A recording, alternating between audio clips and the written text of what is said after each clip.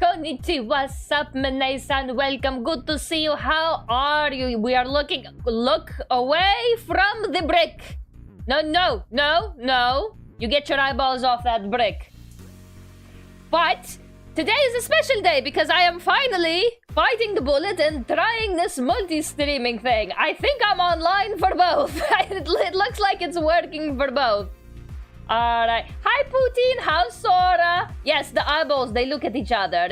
It is said, the rumor says that if the rat's eyes ever look at the same thing at the same time, that thing will cease to exist.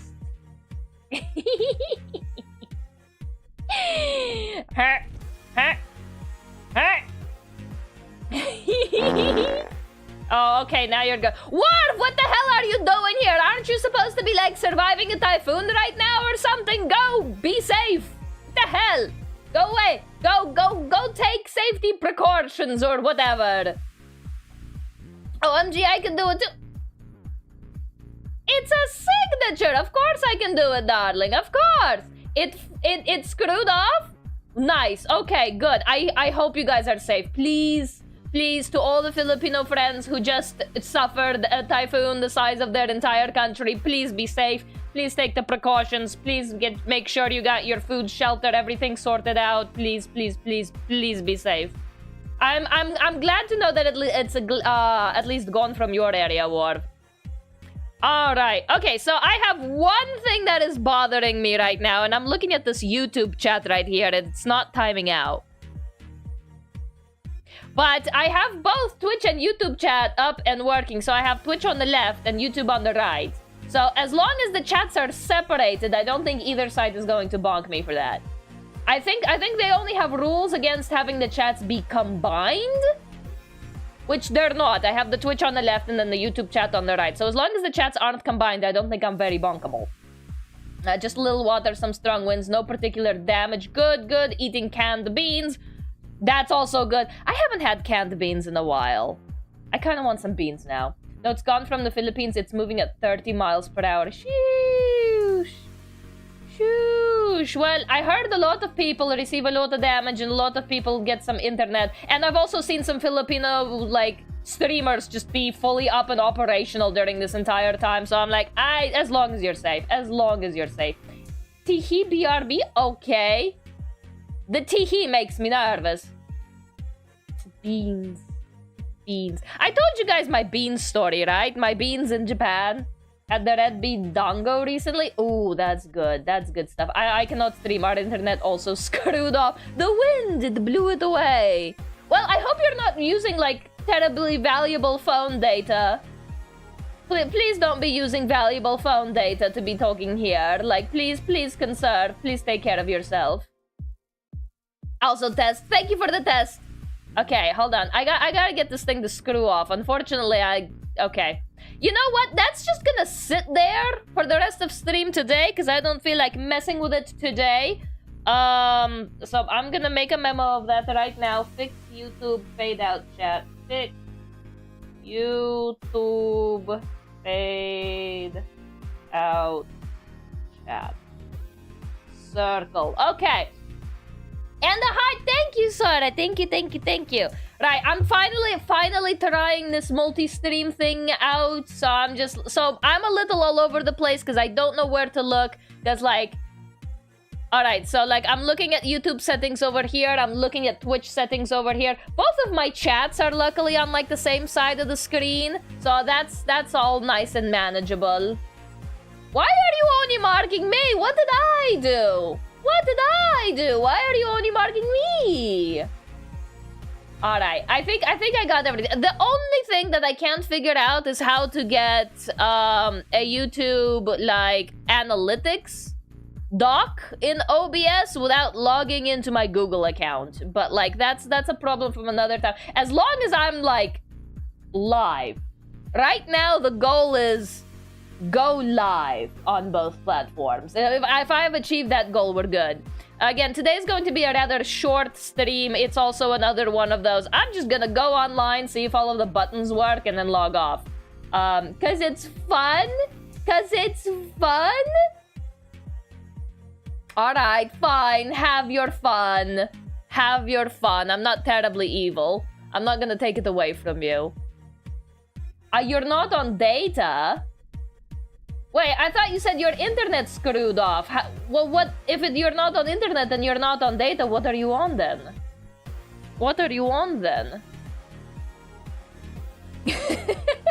Are you just jumping back and forth between the two chats? Kek W LMAO. Like 610 evil? At least put me at an 8. Come on now. At least put me at an 8. I am no mid-rate whore. I'm like, I was about to say a word, and then I remembered I'm multi-streaming on YouTube, and I'm like, gotta undo the sailor mouth a little bit. YouTube training more. Okay, right, I forgot that was there. We'll see how clean I have to make things for YouTube to see if things get bonked or not. Look at me, Mom. I'm over here. I see you, Art Son. Hello. Barely functioning internet. Okay, good. As long as you have something.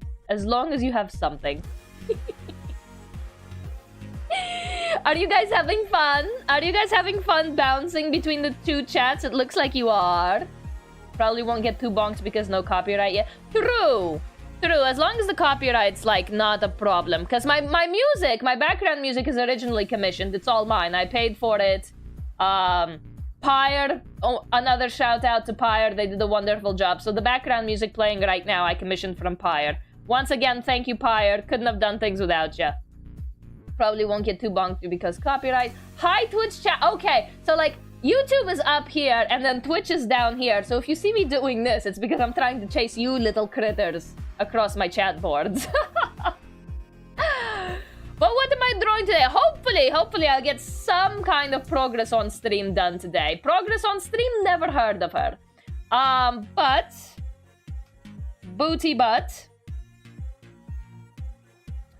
But this is going to be a visual novel CG page for Nyx.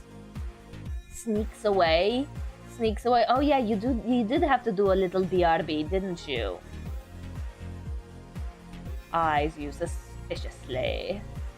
Wait, your tablet replacement came in? It did! It came in yesterday. So, yeah, that was part of the news. My tablet replacement came in yesterday. It was a pain in the butt because I had to package a 22.5-inch tablet with a bunch of bubble wrap that I had to buy, and then I also shoved a pillow in there to ensure safe packaging, and then I had to be the one to pay to ship it back to the factory, which was like 1,500 yen, which is like not bad, but it could also have been 0 yen, right?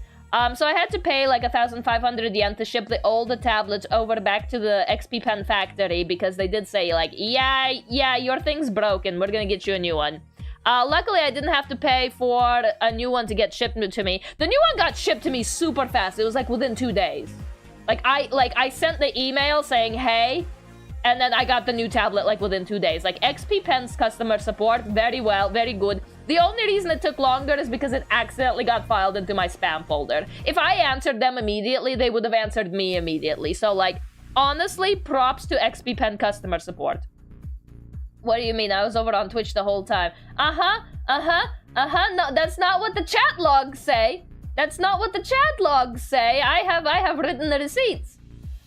But what was broken on the tablet is, you know how those tablets have those little scrolly wheels that allow you to zoom in, rotate the canvas, and also like increase your brush size or whatnot?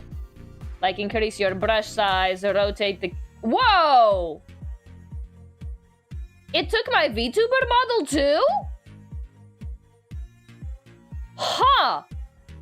That's interesting. Okay, I should do something about that. Hello, 67 Mason. Legs, yes, you get the legs. I did not know the zoom would take my model with it. Hello? Hold on, does it do that?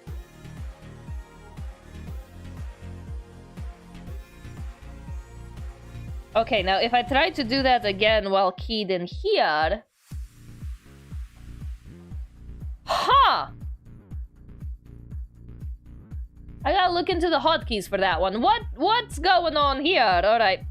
Well, that's okay. I don't use that one. I don't use that scrolly wheel during most of my drawing jobs anyway. That one's fine. She can stay. She can stay. Legs for days. Yes, my wonderfully long legs.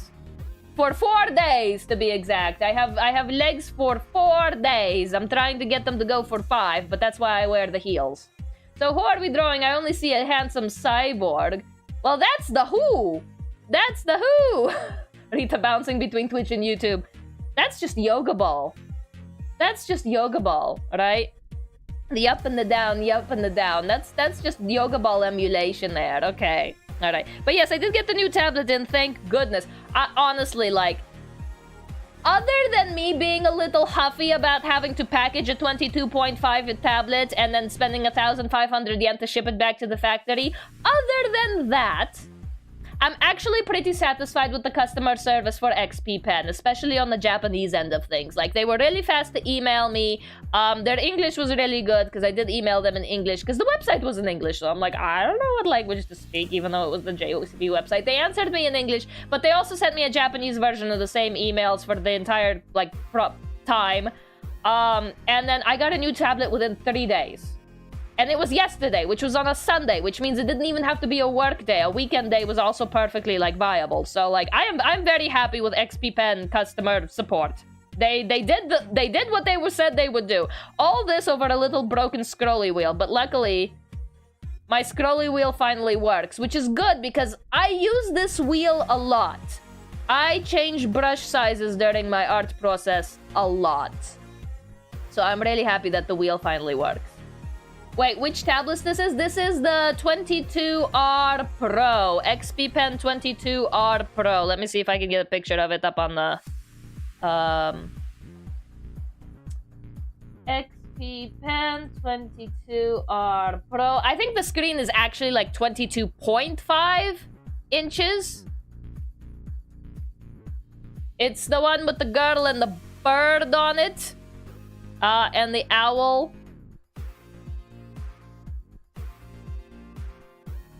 Yes, the 22R Pro. Honestly, the tablet naming conventions are a little funky. Screen tablet. Yes, it is a screen tablet. Yes, it is a screen tablet. Fancy. Yes, it isn't. Oya convinced me to get the 22R Pro, and then Bundy also had a little help in convincing me to upgrade to the 22R Pro, because before I got the 22R Pro, notice it's going to be a picture of Nyx in the background, and I'm going to be yapping, and I'm not going to get anything done. But that's why I say let's work on it. Progress on stream, never heard of her. But anyway, Bundy also helped to convince me to upgrade to the 22R Pro, because before that, I had the 13.3 Holiday Special, which is about the size of it's a little smaller, but it's about this, well, the screen is smaller, but the tablet is bigger, of A4 piece of paper. Imagine Nyx comes to your stream right now. I'm prepared for it. Shoganai, shikataganai desu ne. His name is in my YouTube, not my YouTube, in my Twitter post. If it tags him, it tags him. So be it. So be it. I can show off how pretty I made him. Look at how handsome he is. I know he's not smiling, but that's because I needed to make his mouth like a straight line for Live2D. I'll curve it into a smile later. I am not one of the folks that is afraid of being perceived.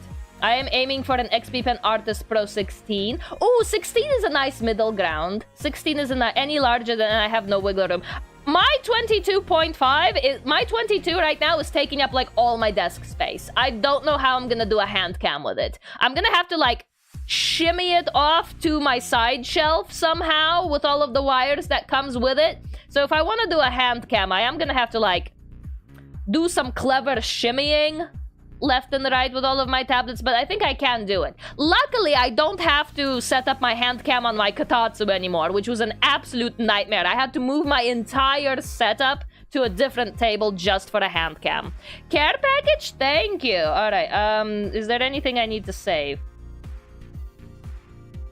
All right, I'll save that. Stretch! Oh, no sternum pops. No nice sternum pops or cracks this time. And a drink of water. Thank you for the care package, darling. But honestly, like, after shipping out the broken tablet back to XP Pen, I went back, because, like, my 13.3 Holiday wasn't broken. It was just small, and the wires often disconnected and made my pen pressure go wonky occasionally. It wasn't a big problem, but it was a pain in the butt, especially when I was drawing for like multiple hours on end. So Bundy and Oya finally like convinced me, like, just get the big one. Just get the big one. So I got the big one, and after I shipped it out and went back to the 13.3 Holiday Pro, I'm like, how the hell did I ever work on something this tiny? I've already gotten unused to the small tablet. It's like once you go big, you don't go back. Once you go big, you don't go back. I also tried to use the little old lady laptop again, to like watch a video or something, and then the small screen in comparison to my new 27-inch. Honestly, how did I ever function on stuff this small and this weak? Like, I used to be able to pull full VTuber streams on a little laptop and a 13.3. But now that I have a 27-inch screen and a 22R Pro tablet, I have no idea how I used to function or make things a reality on that kind of setup. That was ridiculous. That's actually ridiculous. Like, it felt so tiny. I felt like a giant in a Lilliputian island or whatever. Is it Lilliputian, Lilliputian, the Gulliver's Travels little people? Is that what they're called? According to all known laws of aviation, there is no way that a bee should be able to fly. Its wings are too small to get its fat little body off the ground. The bee, of course, flies anyway because bees don't care what humans think is impossible. The Bee Movie. Are you okay there, little rat feller? You like jazz? I like jazz. I do like jazz. Okay, so TTS works on Twitch. Hold on, I think it should also be able to work on YouTube. I think it should also be able to work on YouTube. Wait, can I not type in my own YouTube chat? What the hell? Hello? Can I not type in my own YouTube chat? I think I tried to hook up VTS Pog on YouTube as well, so I think it should also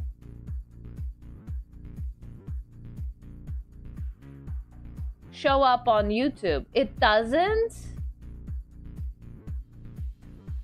Maybe it can only be connected to one website at a time.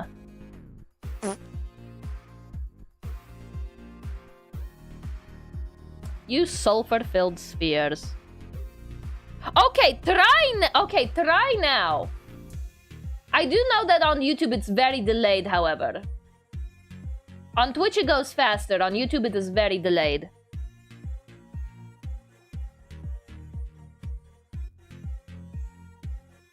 Oh, okay. So there is a point system. I see. I'm looking at like the default settings right now.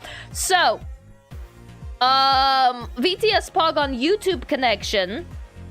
There is a point system. The longer you watch the stream, the more arbitrary points you get. And 1 TTS costs 30 points. So if it's not firing, it might just be that you don't have enough points.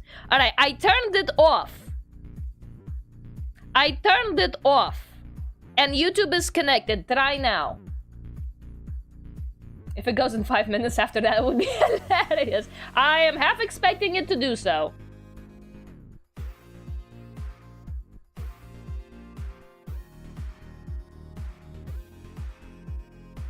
Any second now.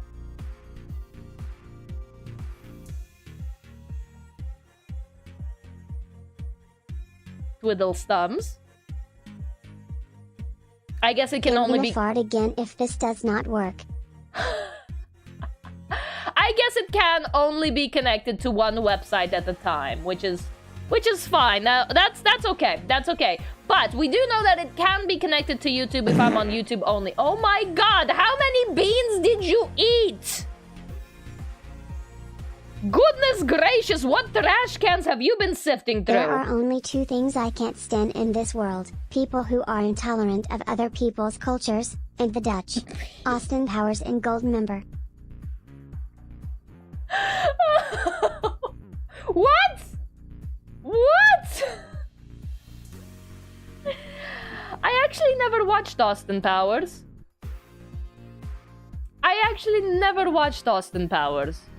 Beans. Alright, beans. Alright, so that settles that. It can only be connected to one website at a time. You haven't? I haven't. Listen. I grew up in Russia, so it wasn't a childhood movie. And then when I did come to America, my mother wasn't a movie buff, and my dad didn't watch TV either. So no one really introduced me to the concept of watching movies with actors in it until I was like a teenager already. I didn't watch anything with actors in it, including Disney Channel shows, because I'm like, those are real people, I don't want to watch them. So I don't have a very close relationship with American movies. Especially like those classic ones, because no one watched them with me. No one introduced them to me, and I never found them interesting. Also, I went to a Blockbuster once, and I had to beg and cry my dad to take me. Would recommend for a good belly laugh. Maybe a watch along in the Discord. In love with 2D since day one? Absolutely. Listen, when I was like a little tiny baby, like a little baby, I thought cartoon characters were very, very tiny and lived in my carpet. I thought that cartoon characters were just extremely minuscule and that they lived in my carpet. I remember crying and my grandma being so confused. Because in my little toddler imagination, my grandma stepped on Winnie the Pooh in the carpet. And I remember throwing like a sobbing hissy fit because I thought grandma killed Winnie the Pooh. Because he was in the carpet when she stepped on that spot.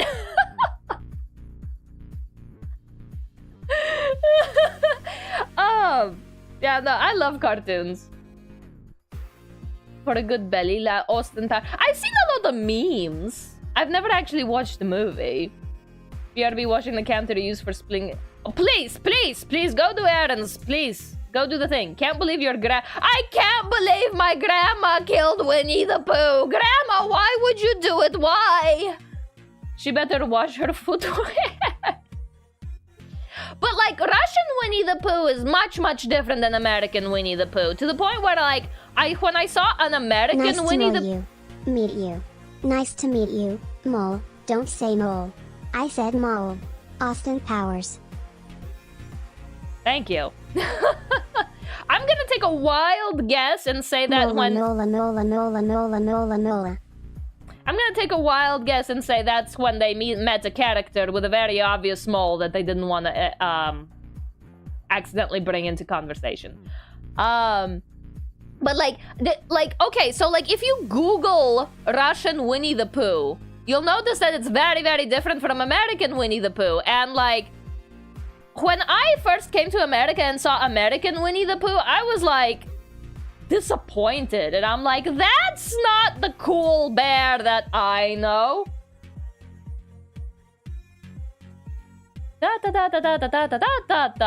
Hold on. Can I show Google Images? I hope I can. But yeah, this is a Russian Winnie the Pooh. Yeah, he's a Russian Winnie the Pooh. Yes. There's like a whole little short, and then there's Eeyore and Piglets. He's very rotund. Yes, and then there's Eeyore. I don't know if you can see him behind me. There we go. There's Eeyore, and then Owl as well. Sava. She has like a little hat. The owl in the Russian Winnie the Pooh is a woman. I think the owl in American Winnie the Pooh is a dude, right? Is a dude, right? Hold on, let me show you Pitachok. Где Pitachok? Yeah. Here's like practically the same scene with the two. I don't know if you can see that behind my head.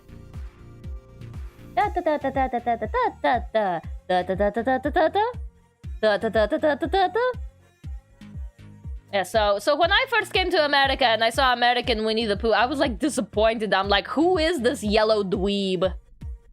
Who is this yellow dweeb? Okay, so it is a dude. It is a dude. Okay. Yeah, so here's the owl. Where's Piglet? I guess you can kind of see Piglet in this picture. He's wearing little blue checkered pants. I guess you can kind of see him a little bit in this picture. Oh, here's a good picture. Here's a good picture. Here, this one. This one. Look at this baby. Look at this absolute baby. But yeah, so like when I first came to America, I'm like, who the hell is this yellow loser? I'm like, what is this? I didn't realize that there were like two different versions of Winnie the Pooh. And like, I'm biased, obviously, but I like the Russian one more. It didn't have a Christopher Robin. Like, the Russian version didn't have a Christopher Robin, and I think I prefer it that way. Because Christopher Robin didn't exist in the Russian version, and then when I first saw Christopher Robin, and I'm like, who are you?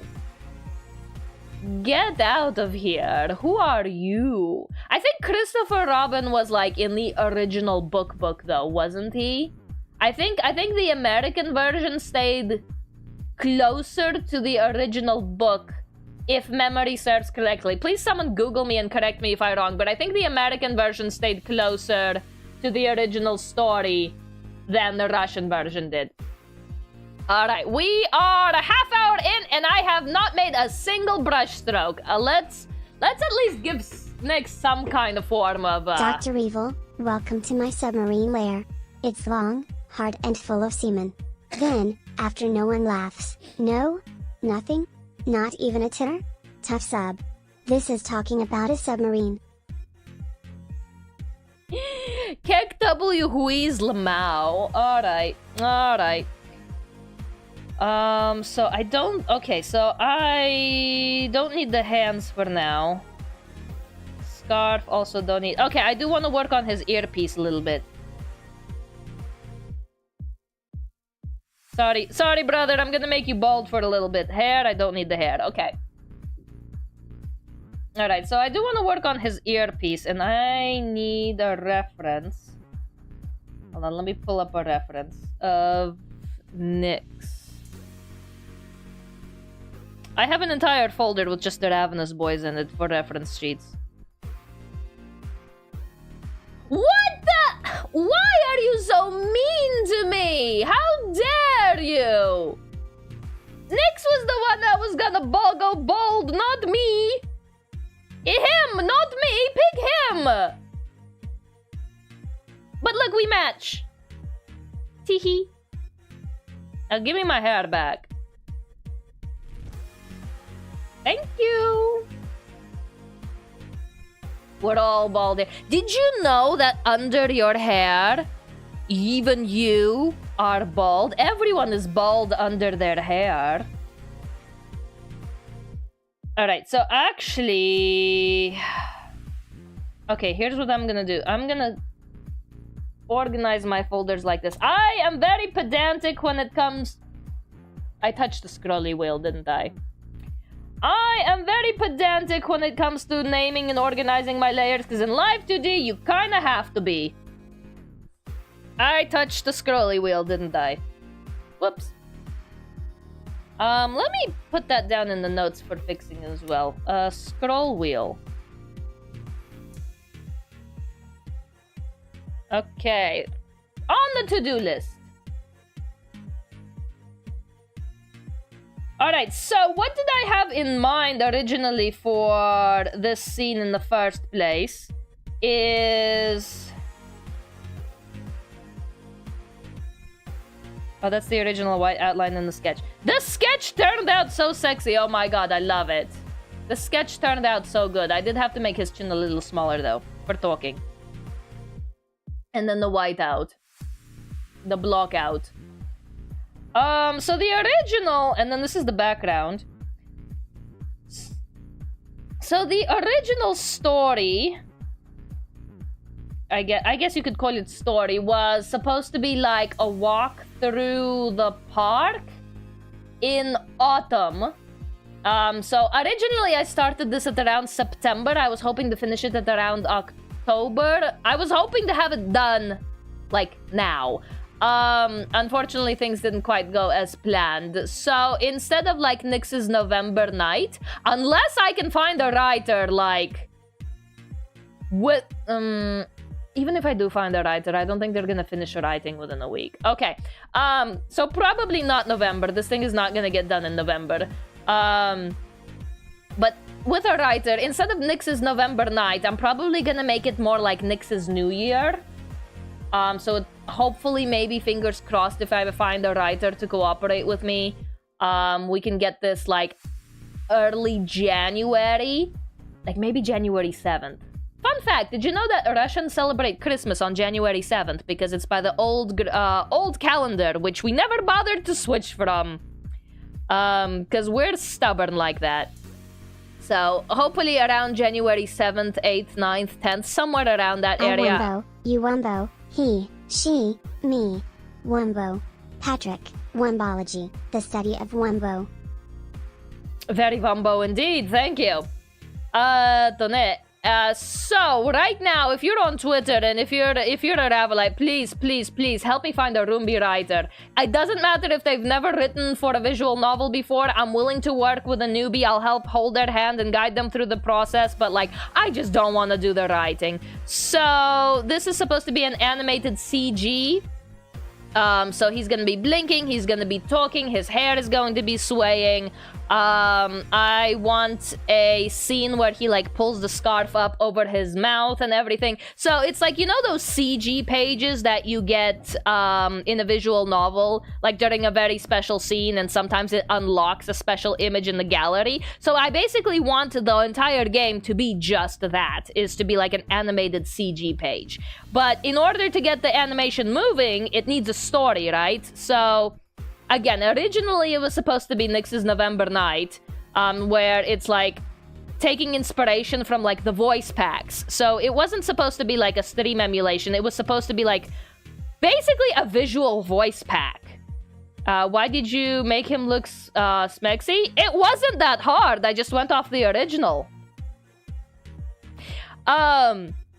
So instead of Nyx's November Night, it's probably going to be more like Nyx's New Year. So I need to find a writer who's willing to write like a one-on-one scene, dialogue heavy for a visual novel based on a New Year theme. If I can't find a writer, I'm just gonna do the same thing I did for Beat Sensei, and that's lock myself into my room for like 2 days and rage write a script. Because that's the same thing I did with Beat Sensei. So I will write the script myself if I have to.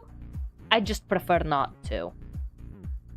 But yeah, so I have the UI calculated here and everything, so where the screen ends, where all the parts still need to be drawn in, because the thing about Live2D is like you still need to draw the stuff behind the things, so that in case things out front move, the stuff behind still manages to, like, you know, be visible. Alright, so that's the plan. I need the everything earpiece. Okay, so it was supposed to be in a park. The original idea was supposed to be a park, and it was supposed to be parallax. So I do still want to add a parallax effect. But only with the scene. I'm not sure if I want to do the parallax in Live2D or if I want to code the parallax into RenPy. I'm still uncertain about it. Also, I'm willing to change the background since it's no longer going to be like an autumn walk through the park. It might be like in front of a Christmas tree. I don't know. Whatever my writer decides on is that's the background we'll make eventually. So we'll leave the background off for now. I don't need it. Yeah. So again, I'm not sure. Do I want to do the background in Live2D or do I want to do the background in RenPy?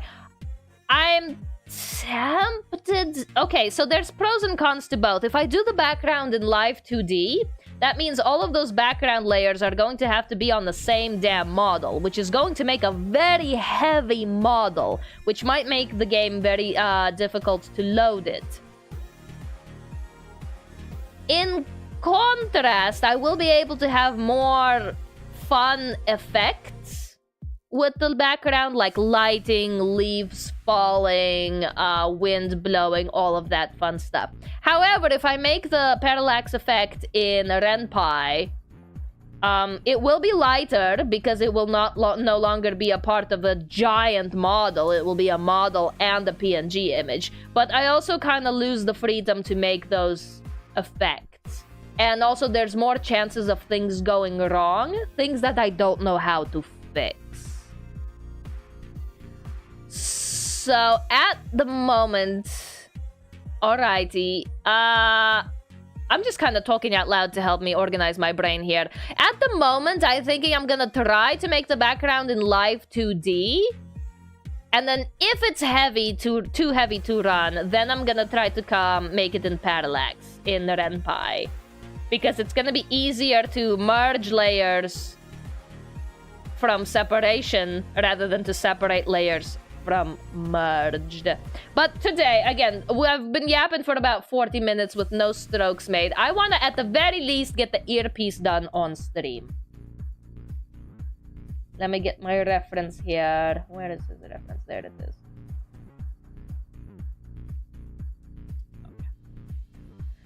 So, nothing fancy, nothing crazy, no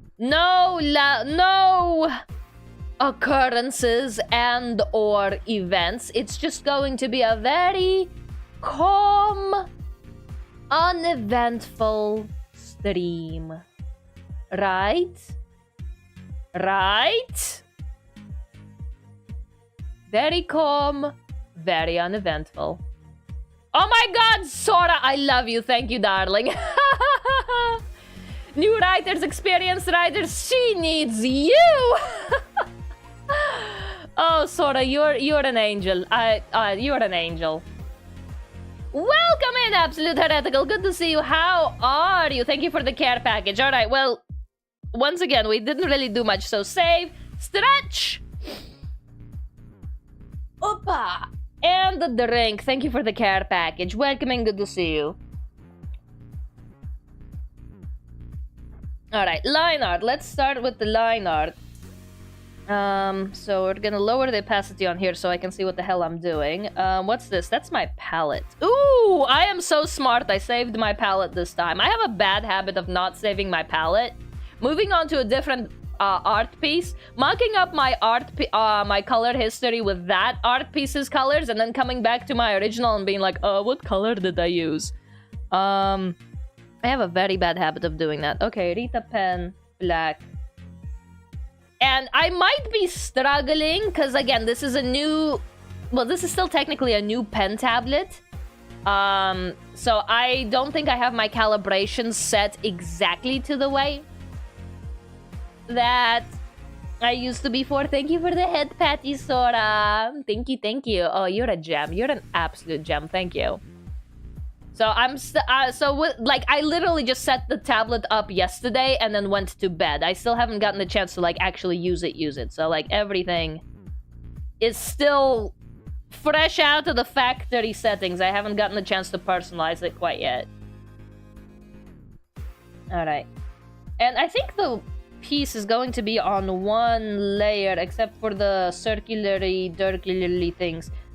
And the dangly. I might put the dangly on its own layer as well. Okay. So up to here. This thing is going to sway. So that's going to be its own layer. And then this can be one piece. And then the circular piece are also going to be its own one piece. Okay, got it, got it. It's because, like, the thing is, like, when you're making a VTuber model, you're kind of expecting your client to, you know, have, like, a little bit of a beefier setup. Because if they're going to stream with a Live2D model, they're probably ready for their PC to handle that kind of workload. However, Ren'Py only kinda sorta uses Live2D. Like, it is compatible, but a lot of times advanced stuff ends up being very too heavy for Ren'Py. And it just can't handle a lot of, you know, the beefiness of the requirement to handle a normal model. So you have to do like optimization, minimization at every chance you get. So if you can cut down on the number of layers, mesh points, deformers, complexity of deformers, like you should. Because Ren'Py sometimes does overload. Like there was this one visual novel game on Steam. I think Brian Tsui did the Live2D animations for the models. And even on my beast, when all 5 of the models were on screen, it was huffing, it was puffing, like it was so laggy. But that's also because it was trying to pull 5 models at the same time. I think on Beansensei as well. Like on my computer it worked just fine, but I did have reports from people with like slightly less powerful computers. Whenever Altus, Nyandoji, and Ancestor were on screen at the same time, like it was slow, it was huffing, and it was puffing. So like you do have to like try to minimize how much power this thing takes up. Like you're kind of limited. Haven't looked around on Twitch a lot. Most of them just do not have a beefy computer that can handle it. True. Like, people...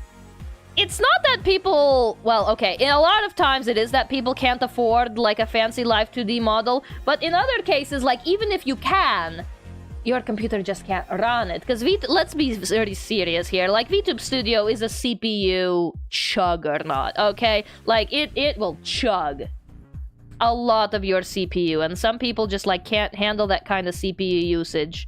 And even though like some people's computers can handle running VTube Studio, it's very difficult to run VTube Studio and the game at the same time. Like that was my problem as well, especially with the little old lady laptop. Like, she did a great job the first couple of times, but the more I used her, the more her fans started whirring, the more she started to heat up to the point where she overheated just running OBS. Like, not even VTube Studio. Like, she started, like, sputtering and heating just opening OBS sometimes. And it's like, yeah, you're gonna need some beef if you want to do this. Which is why now I have the beast. I have a chunky boy now. I have a very big boy.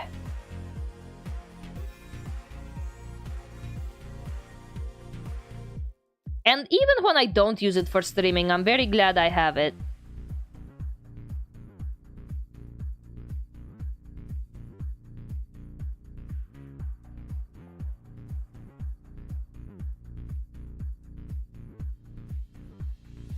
Because as advanced as the technology gets, it also needs to be, like, optimized, right? Like, at some point, like, it should take less computing power to run the same task 5 years after that task initially comes out, right?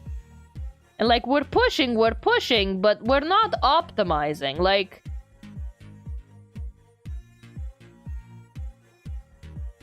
I don't know. I'd be perfectly happy with a pixel game.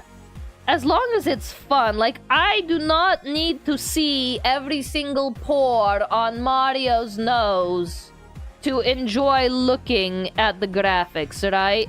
I don't know what this photorealistic obsession nowadays is, where you need to, like, animate every single hair and every single pore. And I'm like, no, I don't want my computer to generate all of that hair either. Just slap a 2D texture on it and call it a day. Like, not everything has to be hyper-realistic. I don't know what this trend of chasing that kind of aesthetic is right now. Minimize, optimize, prioritize. And then that also kind of comes from visual novel game deving as well. Like for Beans and Say, there was a lot of cool stuff that I could have done to Altus's model. Like, and there's a lot of stuff I wanted to do to Altus's model, but for the fact is, like, Renpai just couldn't handle it. It was too heavy, it was too much. So even though, like, skill-wise, I could do it, most people's computers wouldn't have been able to run it, so I didn't. So you do kind of have to... You do have to cut corners, and you have to know where to cut corners at a certain point.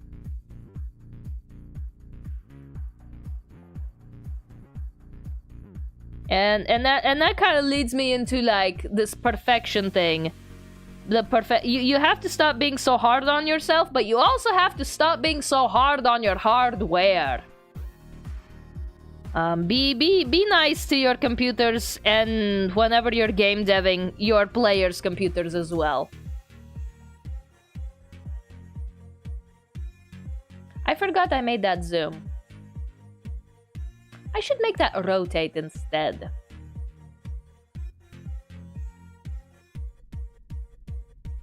I'm gonna make that rotate instead.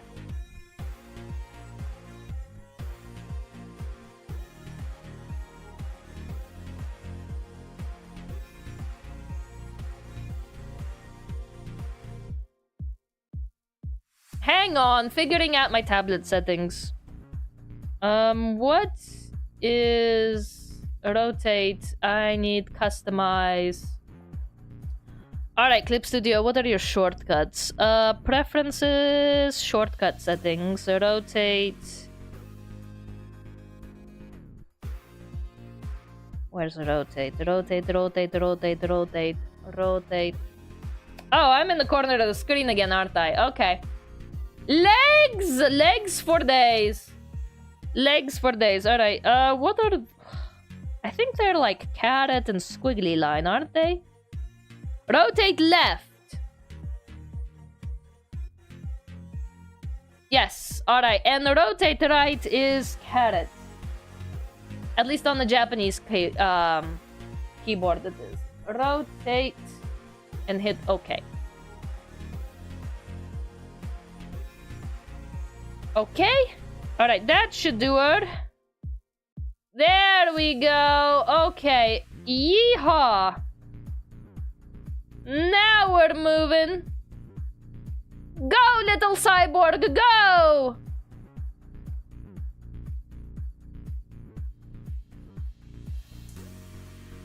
Spin it, little cyborg, go! Yippee! Alright, I got my scrolly wheels working where I wanted to again. Yay! Go, Borg, go! Alright, enough of that.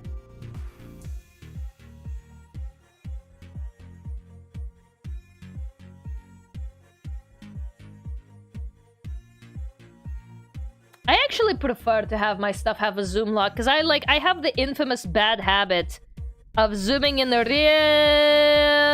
far and then working on a detail for ages that nobody is ever going to see. But I think that's an everybody kind of sin.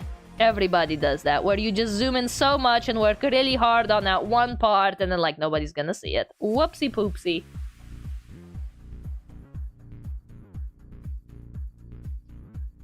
So how have you guys been? What was your weekend like? For me, it's Monday. I think everybody's moved into Monday by now, right?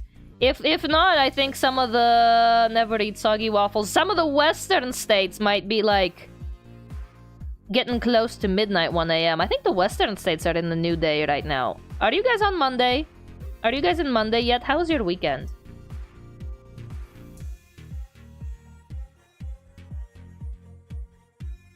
It's 1 a.m. Alright, they moved. They moved into the time zone.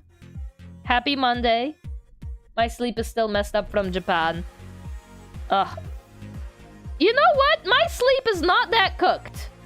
I took a 20-minute nap today, but here's the kicker. I actually felt refreshed after that 20-minute nap.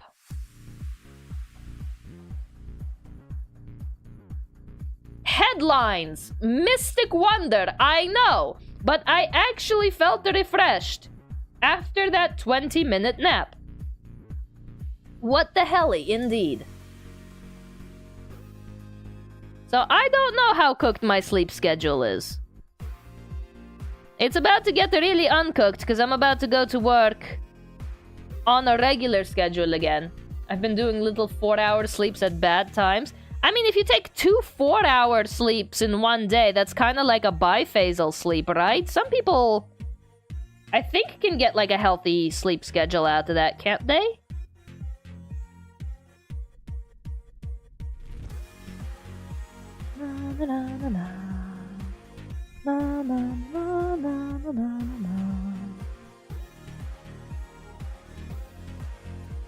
Alright, darling, how does your earpiece work here? I think it has a little bevel here.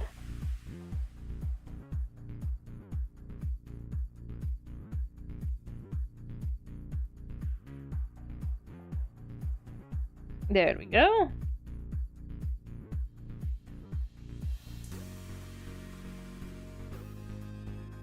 And this is not beveled, okay. Gotcha.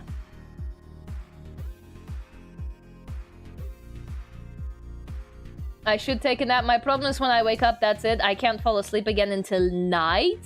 Well, night is the time to fall asleep, isn't it? I woke up like an hour ago.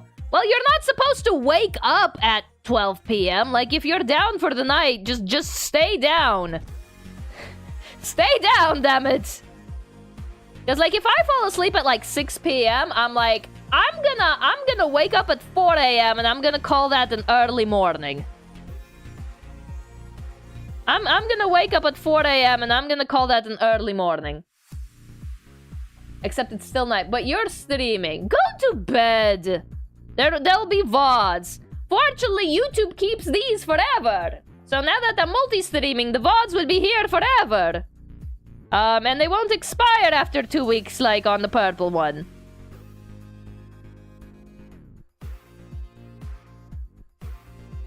I was about to make an inappropriate joke, but you're on YouTube. Okay, like, I still need to figure out what the boundaries are for YouTube. Because if it's swearing, if I'm not mistaken, I think that you're not allowed to swear in your first 10 minutes of stream. But that's also for people who are monetized. I'm not monetized. I don't know. I'm not monetized. I don't know what the specific rules are. First minute? Well, that's easy. I just have my starting screen on. That explains a lot. That explains a lot. I just have my starting soon screen on, which I guess a lot of streamers do as well. So it gives them prep time, but it also, like... No 1 minute of cussing, just... Extend your starting extend your starting soon screen for a little longer, and then immediately out the gate you can just go ham.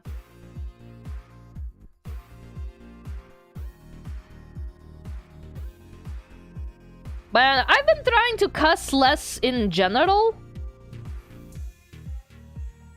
Not because I want to seem polite or whatever, but the reason I've been trying to cuss less in general is so that when I do drop a bad word, it's more influential, it's more effective, right? It's kind of like if you say something a lot, it starts to lose its meaning. Same thing. So if I like stop having a sailor mouth, and then the few times that I do drop a bomb, it hits harder. It's sharper.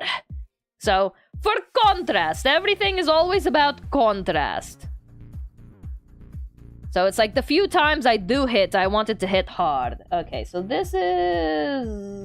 beveled? I think this is beveled.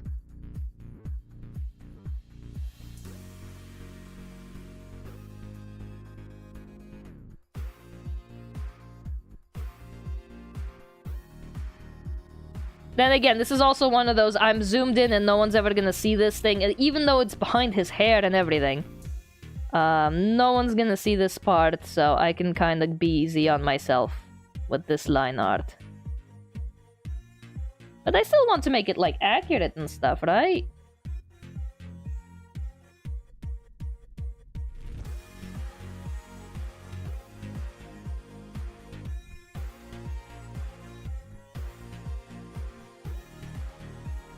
Right, the show, Diane?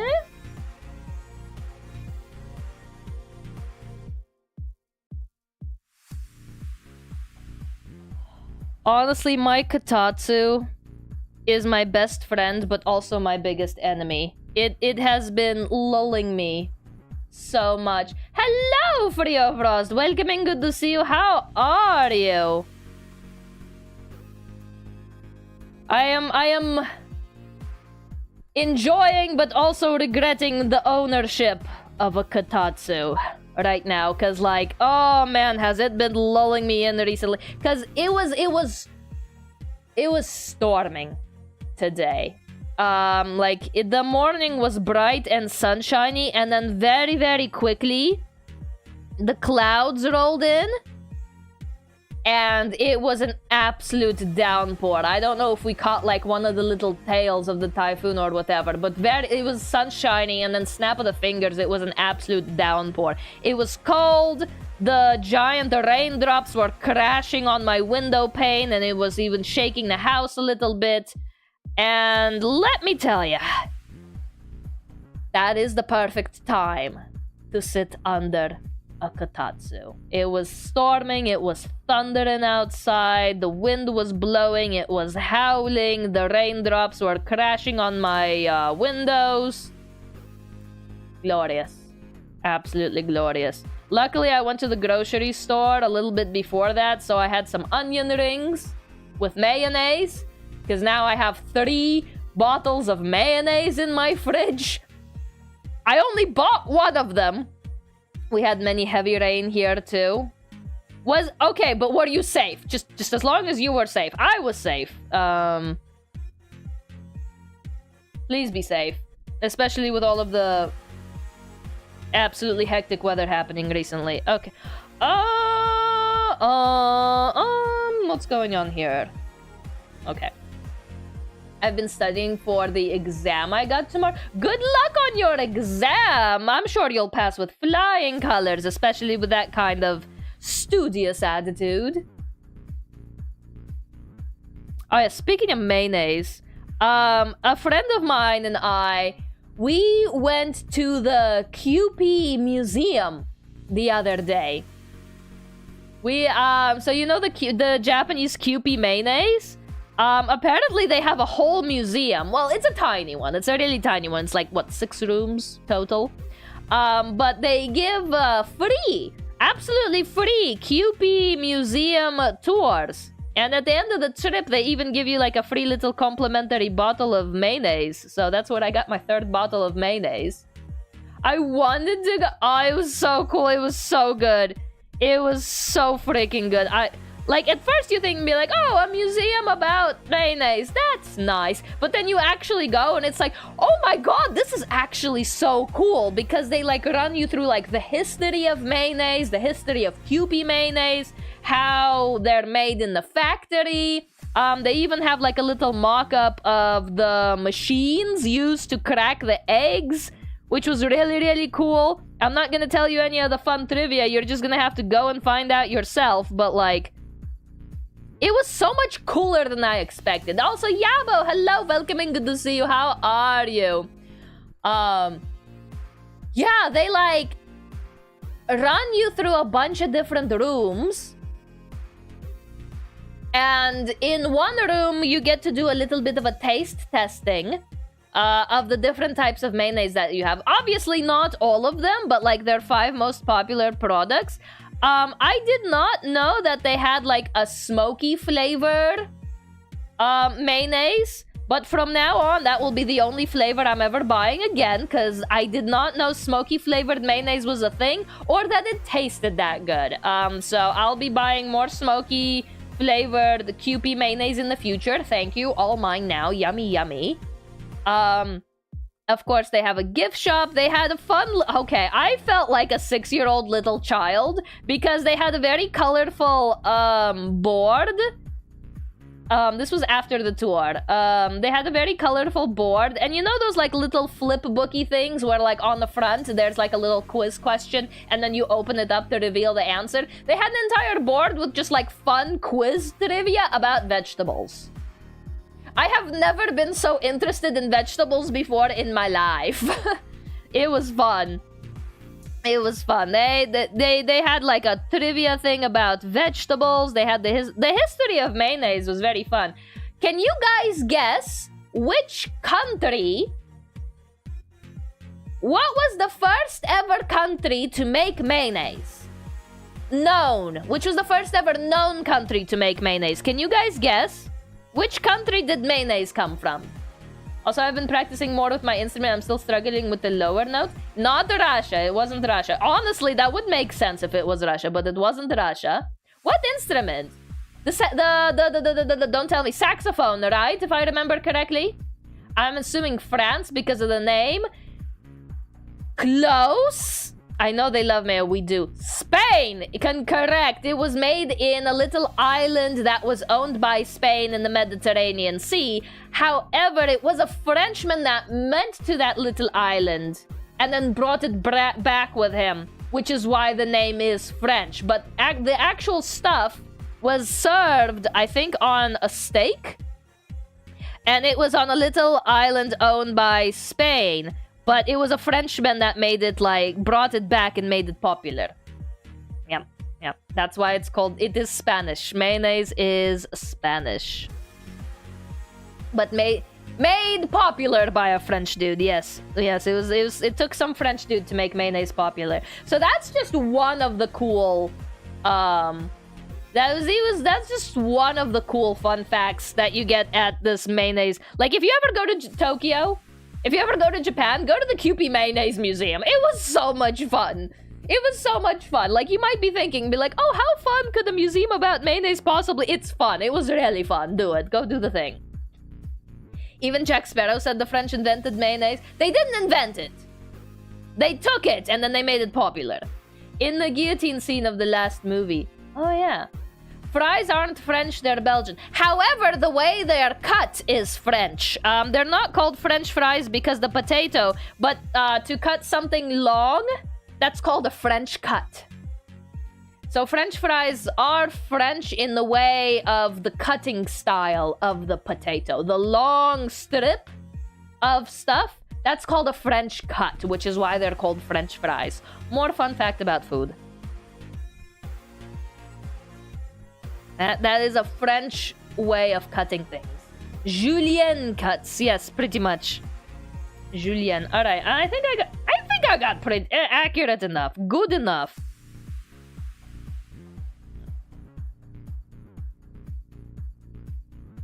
I think I got his earpiece decent. Yeah? Yeah. Alright, and then this little diamond thing at the bottom will also go on the same layer. What am I doing? Work smarter, not harder.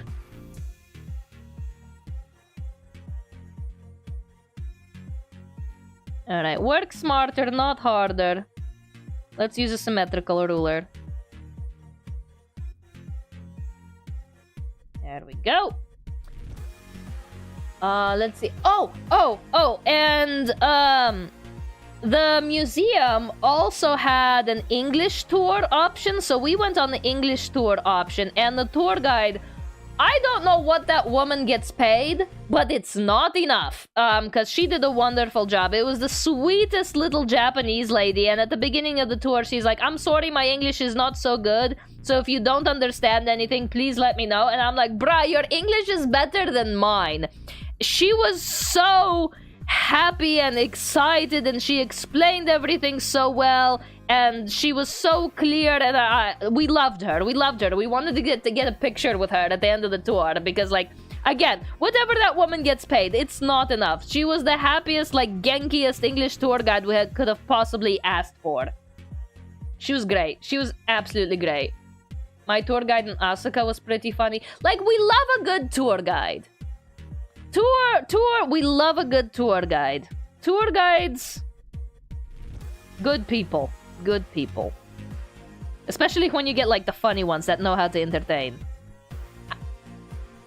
Eigo Jozu! We did tell her Eigo Jozu, and she just laughed, and we're like, nah, that's what the Nihongo Jozu feels like.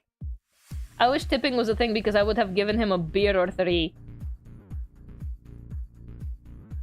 Careful what you wish for. Tipping. Yeah, you want to give him a little extra money? But then it turns into a very dangerous culture. It turns into a very dangerous culture. Be careful what you wish for. Don't wish for tipping. As an American. Oof. Tipping is nice when it's voluntary. True, but some establishments don't allow their employees to take tips.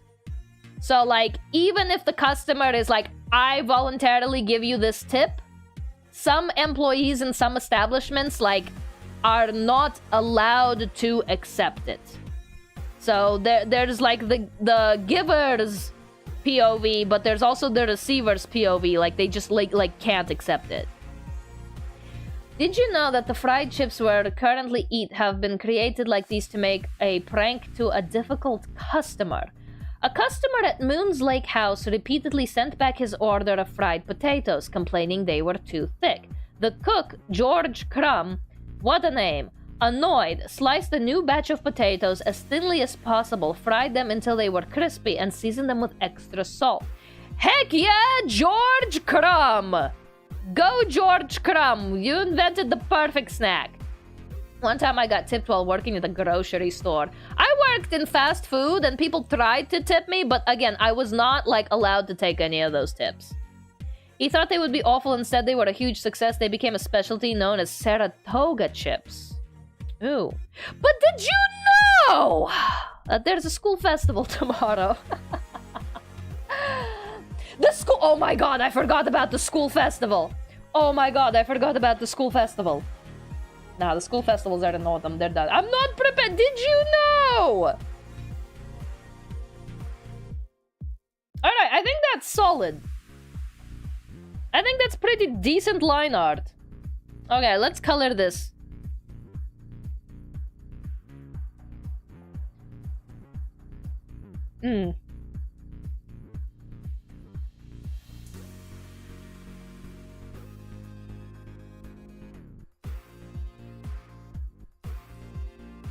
We almost forgot, but did you know there's a school festival tomorrow?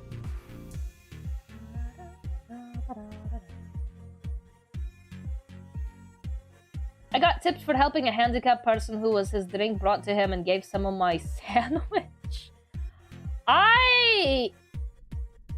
Again, like, in my establishment, people tried to tip me, but I wasn't allowed to take it. And some people just tried to tip me for the sake of tipping me. I'm like, yeah, sure, whatever.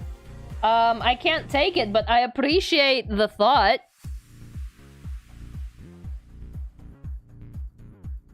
As I was saying, I'm struggling with the lower notes in my instrument because since you press down more keys, making air way out longer, you blow with more pressure. Ooh.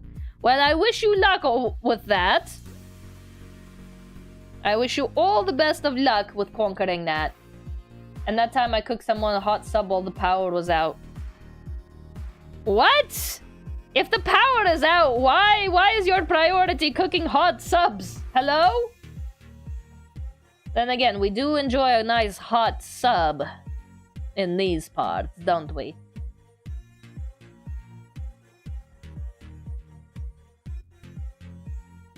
Never mind. All is understood. Hot subs are a priority, especially when the power is out. Ew woo. Because if the power is out, so are the lights. I'm on fingertip blur. The grill is still working, and that is my day job cooking subs. Wait, how does the grill work without power? Does it have like a reserve generator or something? Okay, so that part's dark. That part's light. Hold on, I'm trying to get the colors for this thing.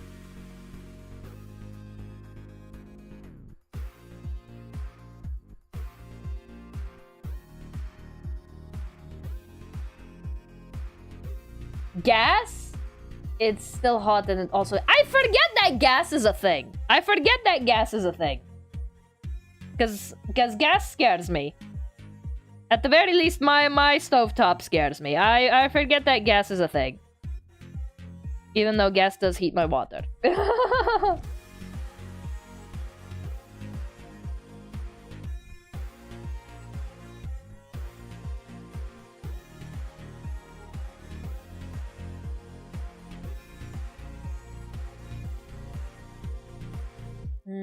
Alright, so that part's dark. That part's the glowing greeny part. Alright, let's work on the light. No. Alright.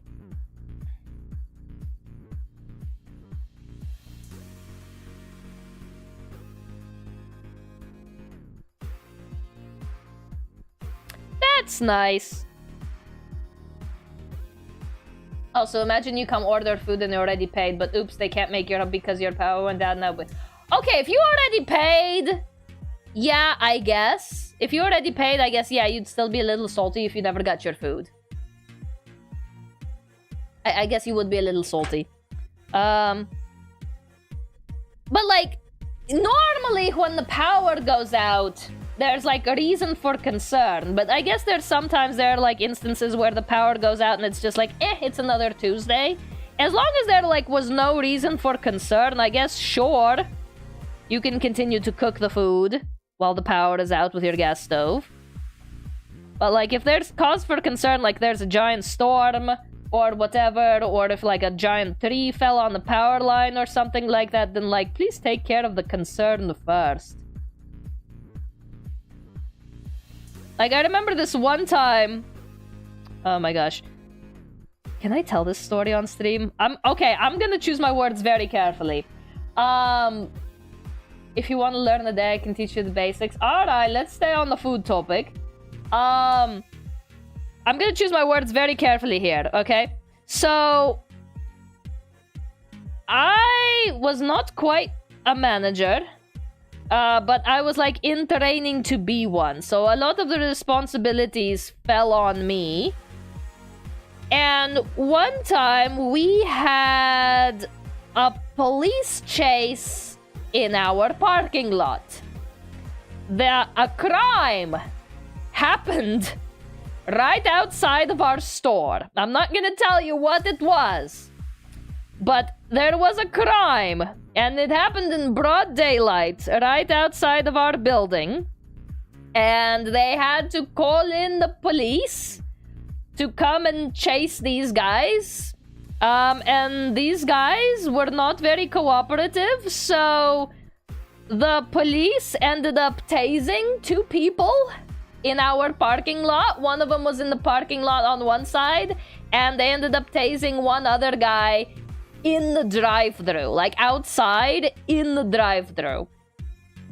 So I was in charge of crowd control, because obviously everybody was panicking, right? Oh my god, there are people outside getting tased by police. Must have been a shocking experience. It was, right? And like, I am also an innocent civilian, so I'm also like a little panicked. Because you know, shooty bang toys were a possibility. Remember, this is south of the US, okay? Shooty bang toys coming out was absolutely a possibility. But I was in charge of crowd control, so no matter how panicked I was still in charge of, like, making sure that the customers were, like, calm, staying inside the restaurant, not taking out their phones to film. Like, brother, sit your ass down. You are not going to become an influencer by filming this. Put your phone down and get down. My god. You're not gonna become famous by filming this. And if you are, it's not worth the risk. Dude, this is a darker gray.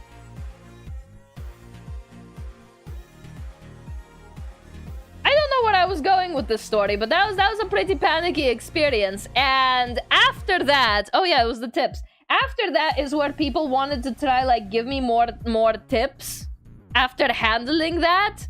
But, like, it was so sad because, like, I couldn't take any of them. Our establishment did not allow us to take any of the tips we were offered, because, like, the customers were offering, like, all of the employees tips. They were offering, like, the kitchen staff as well tips for having to deal with that. And then luckily the police didn't have to, like, go in and deal with any of the customers. They just tased their guys and left. So the police never came into the store. Like, they just came, tased a bunch of guys and left. What a sentence, what a concept. So we basically, like, as soon as it was all over, we were all just kind of, like, raising our heads up, like, is it over? Is it done? And then eventually we got, like, a walkie-talkie from, like, our head manager saying, yeah, you're good, you're done, they are cleared from your area, you may resume business as usual. And I was like, what do you mean? Like, we just had 2 guys get tased in our parking lot? What do you mean we're just supposed to resume business as usual? Hello? And so, like, that's where people tried to, like, tip us. Is because, like, we were in charge of, like, handling all of their panicking butts during this whole shebang and scenario. And again, we could not take any of it. Some people have the survival skills of deer in headlights. Amen. Amen.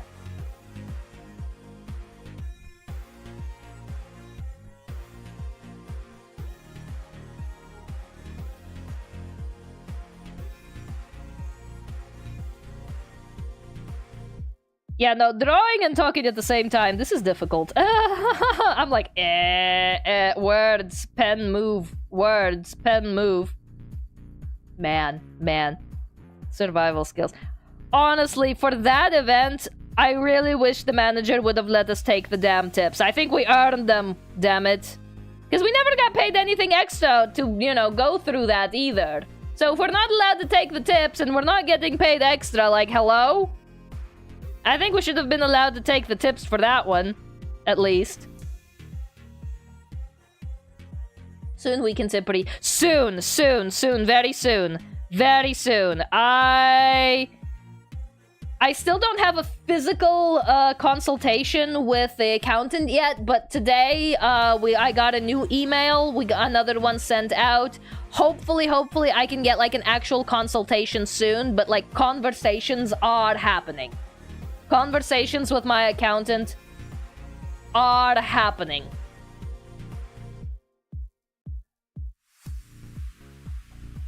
Yeah, they are happening soon. Big things coming. Big things actually coming soon. Soon.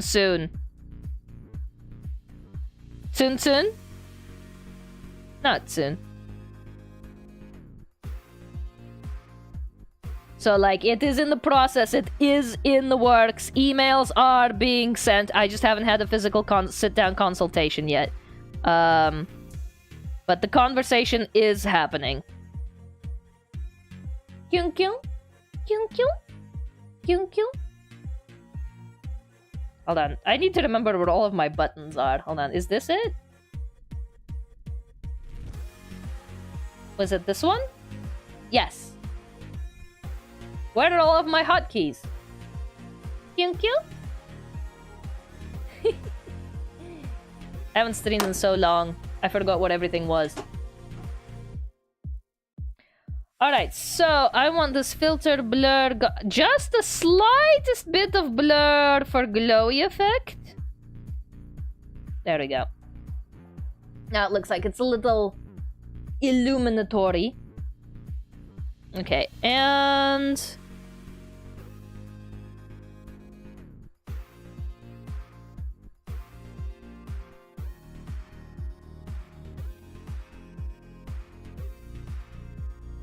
there we go. Alright, I think... this is looking decent. This is looking pretty decent. Oh yeah, especially that part's not gonna be seen. It's gonna be floating behind his head. This is a light gray, I do believe.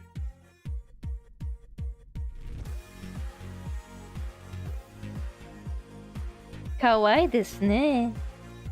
Ew. Okay, I think I got all of the details. Alright, I think I can start shading this now. Multiply.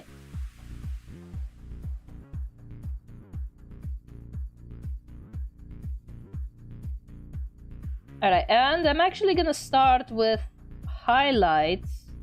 Because it kind of depends on what I'm shading, whether I start with highlights or if I start with shadows. So I'm gonna just color pick from what I already have. I'm gonna go with a soft brush. I'm gonna try to kind of sort of emulate what the original artist did with their metals.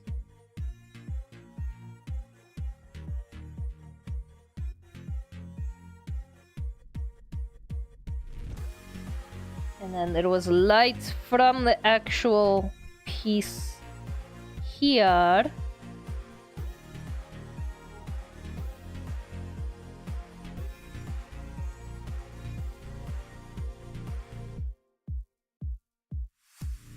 Okay, and then the shadows will go everywhere else. Okay. Cool beans and hot tamales. I think I got it.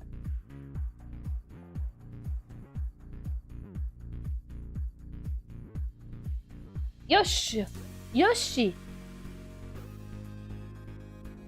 Actually, yeah, I think I will just start with the highlights. Okay.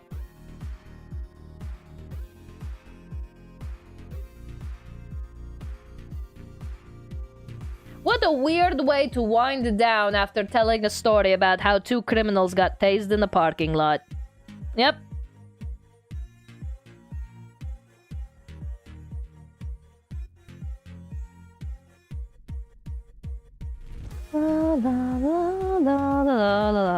Again, I love the background music Pyre made for me. This is such a bop. Thank you, Pyre.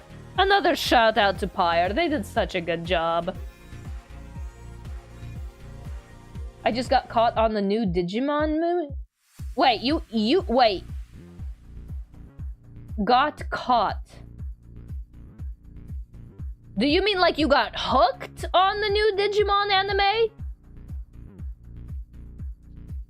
Caught up. Okay. I got caught and I'm like, did you get featured in the new Digimon anime? Hello? Please tell me that story. Care package. Okay, thank you, Poutine. Oh, I haven't saved in a while. Thank you, Poutine. Stretch. Oh, my bones. They crack like bubble wrap. And a drink of water. Thank you for the care package. I hear... Okay. I am not a major Digimon fan, so I don't know what the hell I'm talking about. But I hear there's a new Digimon anime and a new Digimon game? Question mark? Is that right?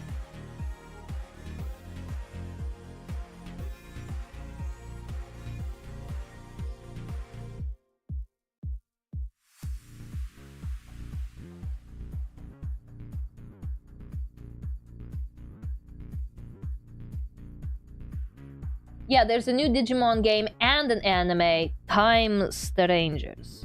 Because, like, I don't know nothing about Digimon. I think Digimon was a thing back in Russia, but I never really cared for it. Because I thought some of the monsters were ugly, so I'm like, Grandma, I don't want to watch that. Grandma, I don't want to watch that. So I never really got into Digimon.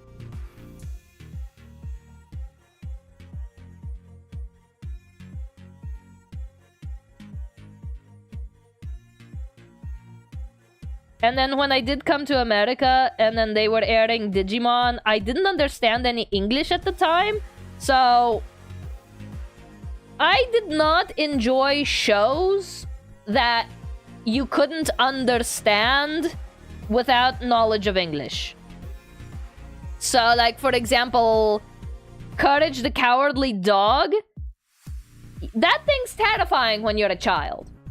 That thing's extra terrifying when you have no idea what any of the characters are saying. I hated that show. I hated Courage the Cowardly Dog because I had no idea what they were saying.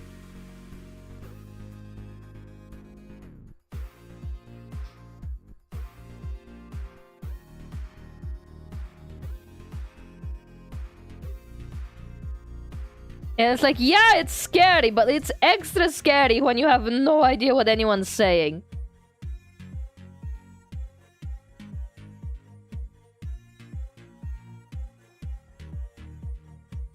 I loved Courage the Cowardly Dog mostly because he's a scared little dog taking on the world. Sorry, dropped my pen. Kina, hello! Welcoming, good to see you. How are you? Happy to have you. We're talking about childhood cartoons! Well, the thing is, like, I didn't see Courage as a cute little dog. I thought Courage was ugly and scary. I thought, like, the dog was ugly and scary, which is probably, like, not helping me like him. Because, like, I thought the dog himself was ugly and scary. I'm like, I don't want to watch that. Hello? Everything's frozen. Hello? Oh, come on. No, I just got this tablet. Don't do this to me. Don't do this to me. I just got this damn tablet. No. No. No. I just went through... No. Stop it. Stop it. You stop that right now. You stop that right now. Oh my god. Digimon Storytime Strangers was worked on back in 2008, so a lot of new Digimon are only appearing as DLC. No, I just got this tablet. You stop that right now. Oh. What is...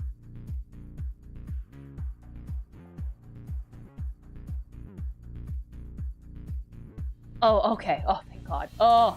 I'm like, I just got this tablet yesterday. Okay. Undo. Undo. Was it only the brush? No, it's not doing my shortcut keys either. Okay, the pen works. That's fine.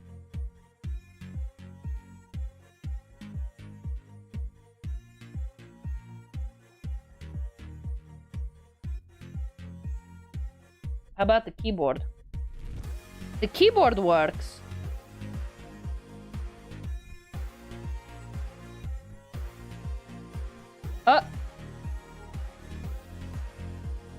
What did I press?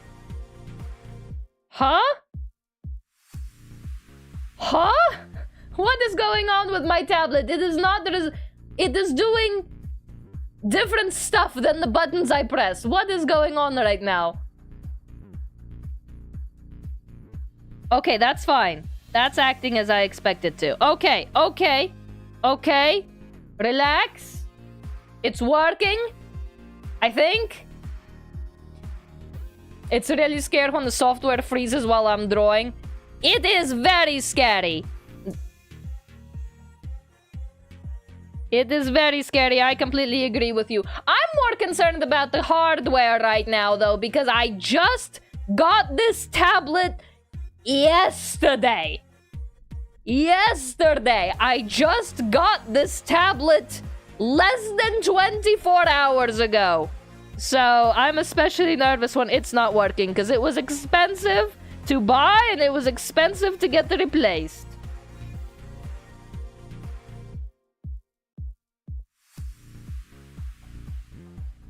And I really do not need to be babysitting these highlights as much as I am. Okay.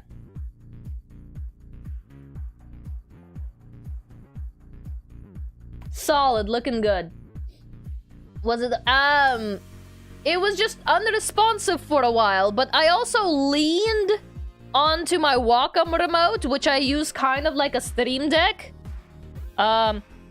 It's honestly, I prefer using the Wacom remote as like a substitute Stream Deck. Like, I do not need the Stream Deck,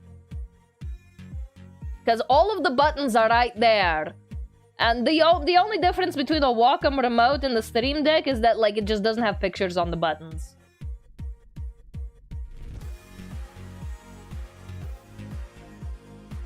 Okay. Alright. What? What is this?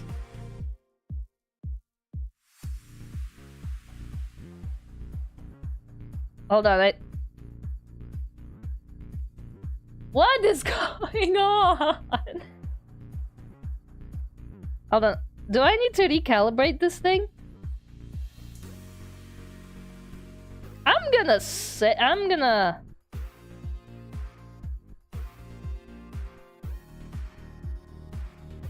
Alright, I'm gonna save. I'm gonna recalibrate this thing real quick.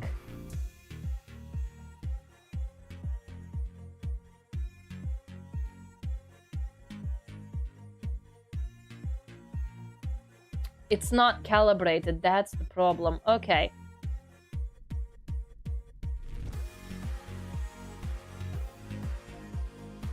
Alright, hopefully that calibration does the trick. She's gonna calibrate it, and hopefully it works. Okay. Looks like it does. She'll be alright, chat. She'll be alright. I've spent so much time around Australians recently, I've started talking like them. She'll be alright. I think that's like my favorite phrase. Konnichiwa. Welcoming, good to see you. Thank you for the follow, Samuel Senpai. How are you? Oh, I can feel my voice starting to go a little bit now. All right, she fixed it. I don't know what I did, but I fixed it, chat. I fixed it.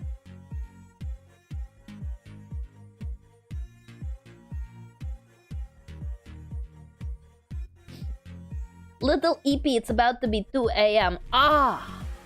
You're one of the West Coasters, then, of the Americas, aren't you? Alright, well, don't let me keep you up too late. Sleep is very important. Oh god, it's almost 2. Poutine!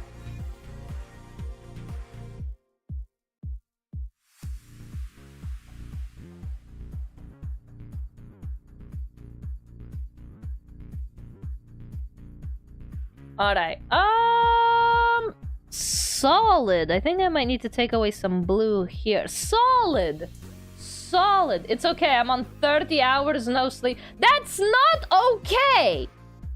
That is... You say it's okay, but it's not okay. But also, I'm not your mother. You live your life how you want to.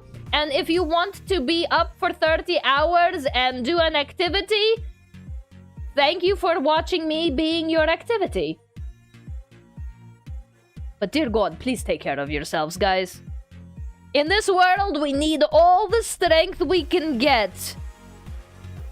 If not for the sake of your own health, then do it out of spite, so that you have enough energy to fist fight the world and all of the problems it's giving you. You need to be well rested to throw good punches.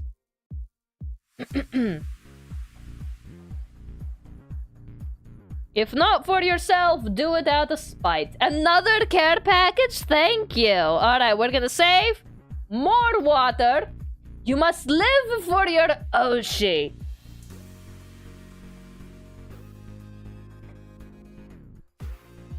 Sure. And the stretch. One more. Let's see if I can get the sternum papa. Hold on. I'm gonna put the microphone really nice and close to my bosom to see if you guys can hear my sternum pop in the stretch. Ready? Oh. Did that catch on mic? Did you guys hear my sternum pop on that one? I may lack sleep, but I'm always hydrated. Ooh, good. That felt good. That did feel good. Hydration. Yes. Be a hydro homie. Isn't that like a subreddit or something? Like the hydro homies? Or whatever?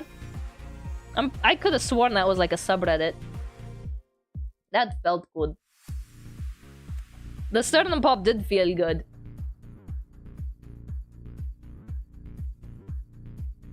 Alright, okay, tablet's working. I think it was just having a little tweak there for a second. She was choto tweaking. She was choto tweaking. She'll be alright. She'll be alright. White monsters, my beloved. I'm a pink monsters kind of girl. I like the pipeline punches, mostly because it just tastes like raw sugar.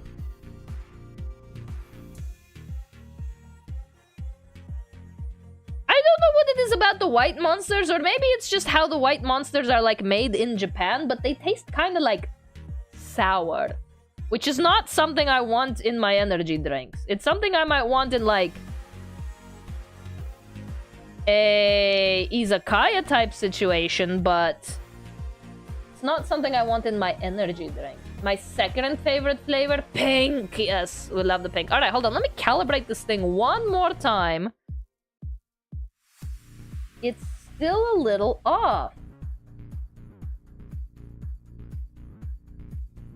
Funky. I might just need to restart the computer after stream. She'll be aight. She'll be aight.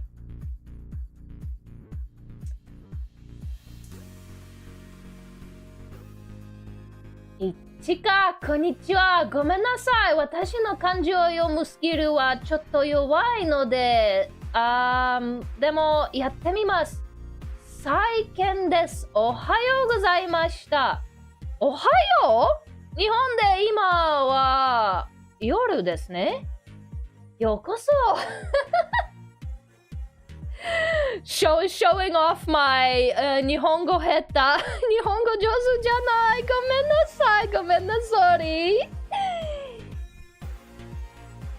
再見。再見。証券。証券。証券。ありがとうございました。証券。証券。再見じゃない。証券。ありがとう。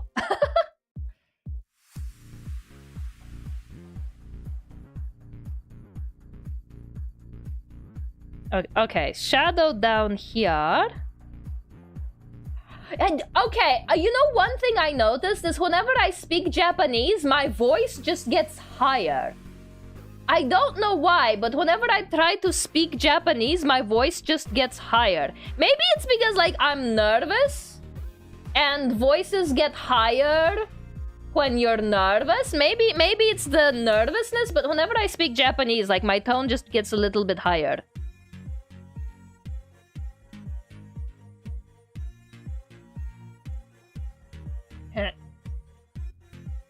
Now, where did I put my remote? There it is.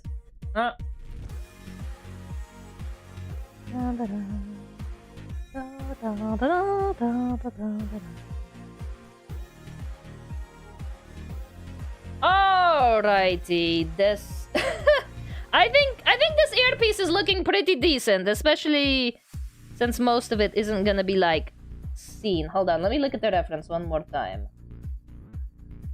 Okay, this part can be a little darker as well. Can we get much higher? I'm gonna peak my mic if we go higher. How high can I go? How high?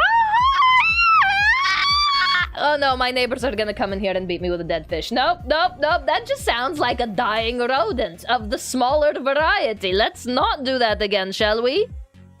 Let's not repeat that. Dying chihuahua? Like it sounds like a chihuahua being run over by a semi-truck, yes. No, no, not doing that again. I am not a higher range girly. Dying chihuahua out of 5. Or is it out of 10? It can be out of 10.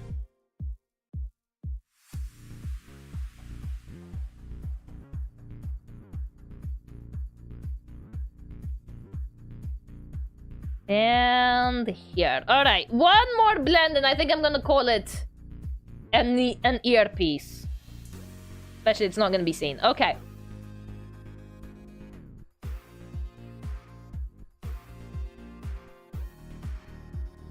Alright, I think that looks pretty decent. That looks okay. I like the shading on that. I might push this out a little bit further to make it rounder.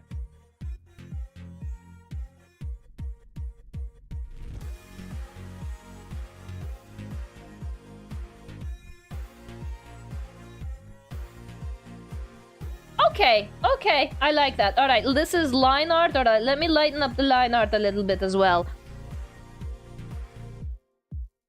Up where the grays are touching.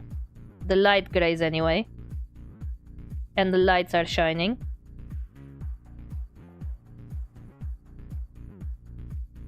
There we go. Alright, now the line seems a little bit more seamless in there as well. Ah, oopsie, oopsie poopsie. I forgot the little diamond at the bottom. My bad. Let's shade the little diamond down here very quickly. Alright, I use this shade. Is it a bevel? I think it's a bevel. Okay, I shall sleep. I'm losing to the eepiness. I look forward to more of your streams. Thank you, Samuel Senpai, and please get your rest. I appreciate you popping in to say hi, but get your EPs. Get your EPs. GN, get your EP. Rest well.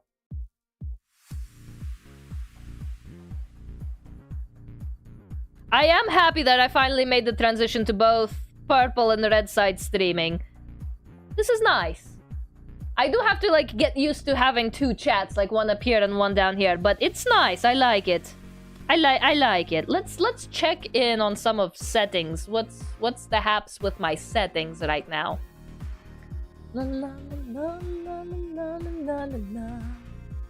Just got to make sure no one's like nothing's freaking out in the background.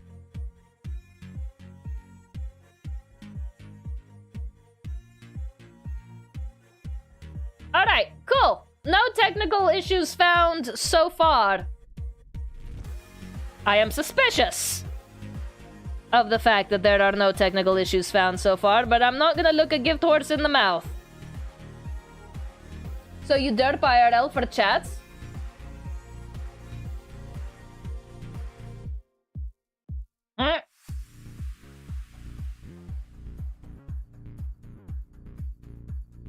Thank you!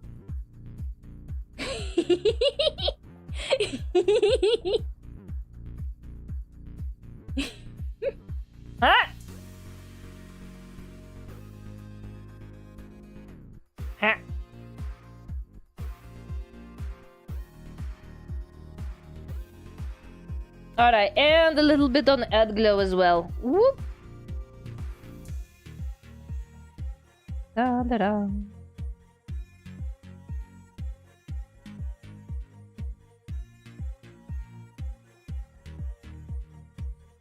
And line art. Oops, a little too much. And blue. There we go. Glow blue. Alright, I think she's ready for the layer merge. Okay, down, down, down. What's this? Oh, that's the glow. Do I want to put a special effect on the glow?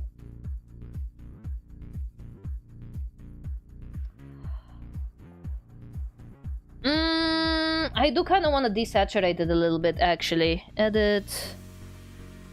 Tonal correction, hue saturation. Just a little bit.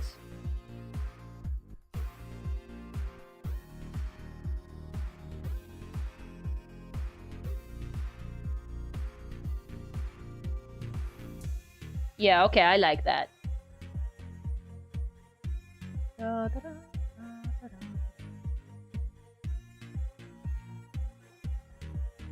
And then...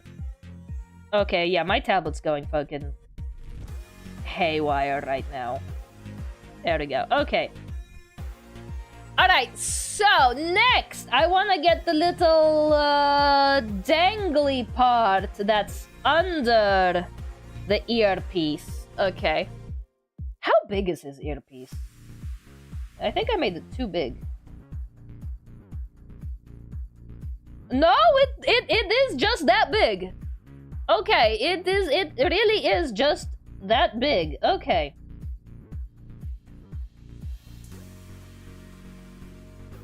Okay. New layer. Drawing. Oh my gosh, everything is so draggy and sensitive right now. I really need to play around with the settings on this tablet. Everything is dragging all across everything. Okay. Hold on, let me do preferences. Cursor, command, that's just tablet tools. Use fast view. No, I don't want fast view. Cancel. Change order. Control drag. There we go. Control drag. Alright. Alright. Work smarter, not harder. We want a nice symmetry rule down the middle here. There we go. Want a nice black for the outline, and it really is just as simple as a diamond.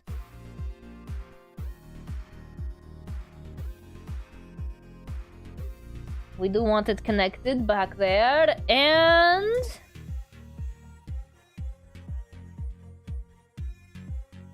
is it beveled? I think it's beveled. It should be beveled.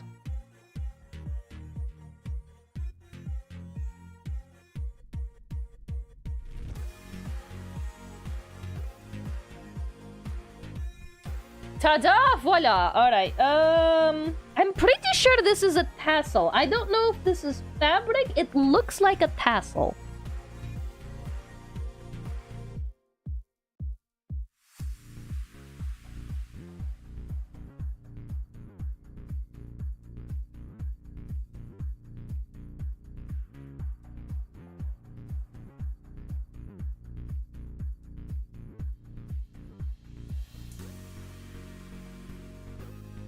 Alright. Delete the ruler. Select. Invert. And it is the same color as this. What were we talking about again? I do think I remember. We were talking about like the mayonnaise museum earlier. Right? I think we were talking about the mayonnaise museum earlier, and then... What else about Japan was I talking about?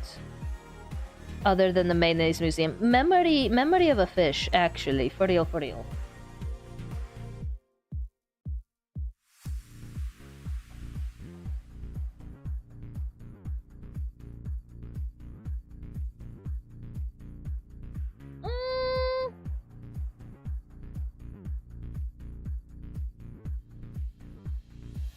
There you go, that's a nicer gradient.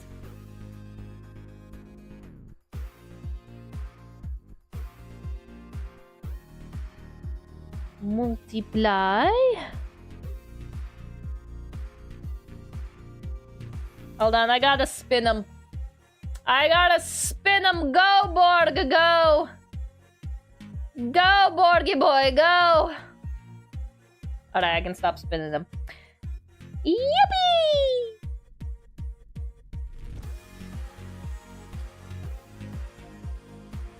Alright,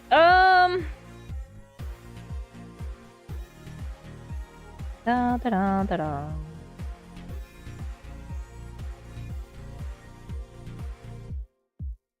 Whee!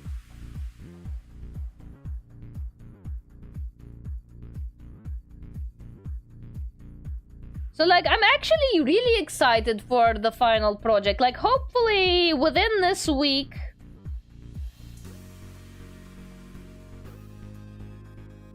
I'll be able to finish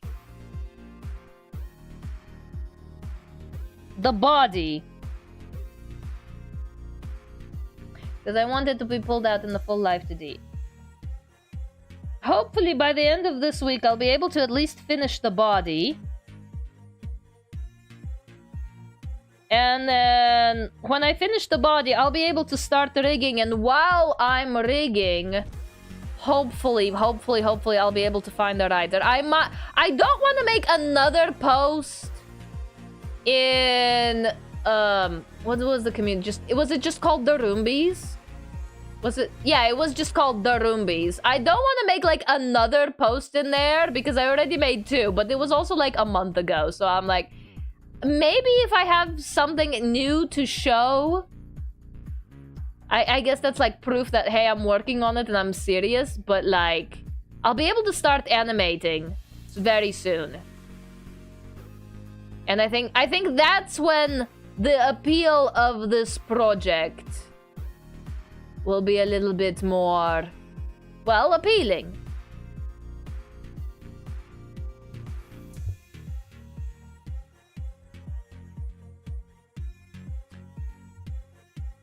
Again, still not sure if this is like fabric or a tassel. Like, it looks like a tassel, but all lore things considered, I think this is fabric.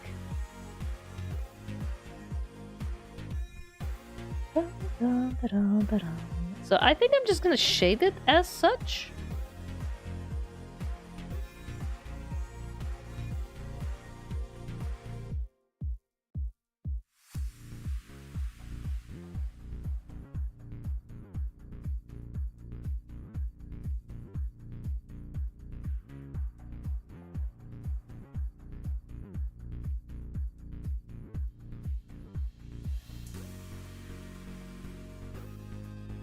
And then give it the shine as well.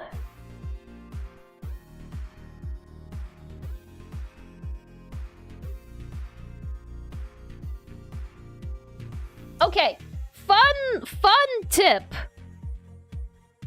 for blending hair. And this is something like I found out only recently. Hold on, let me finish this page. Okay. Fun way of drawing hair that you can do in Clip Studio. And this has actually saved me so much time.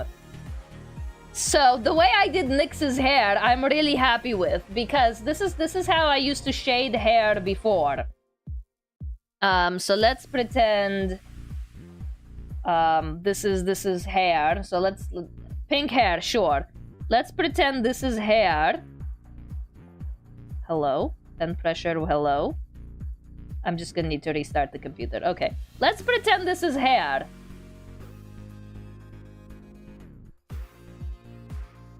So the way I used to shade hair before is like, you know, I used to add like a normal multiple eye layer on it, whatever, pick a darker shade, and I would just like go in and I would chase the strands. And there we go, that would be hair. And then I would add a lighter shade, probably somewhere in the yellows, and then do like highlights and whatever, right? These little H's as well. Something like that. Probably not as bright. That's how I would do hair before, and that would take a long time, especially when you have all of these strands to do individually in such a manner. It's a pain in the butt. It looks nice, but it's a pain in the butt. But what I started to do recently, especially in Clip Studio... Alright, let me duplicate this. There we go. Is... I ended up doing an airbrush. I want hard. I want an airbrush on the tips and the beginnings, right? And then I would just also kind of map out where I want my highlight to be. So about here, right? Then I would turn off the highlight, and then I would go into the blur tool. And then I would click this one right here, if you look at the far left of the screen. The one that says fingertip. One that says fingertip. And you want to make sure this edge right here is sharp. If this isn't sharp, you might have to mess around with some of these settings down here. So you want to make sure this part of your brush... So you go from the dark color and you just... drag the shadows of the hair into place. The further up you go, the darker the color is going to drag down. But if you go drag from down here, you might just get the light color drag. That's how I do highlights recently. It's fun. It's fun and it's very fast. And if you can also drag backwards. So if you go from the lighter part, you can drag into the lighter part. And it's really nice to be able to get like these very fine strands with these nice little sharp tips as well.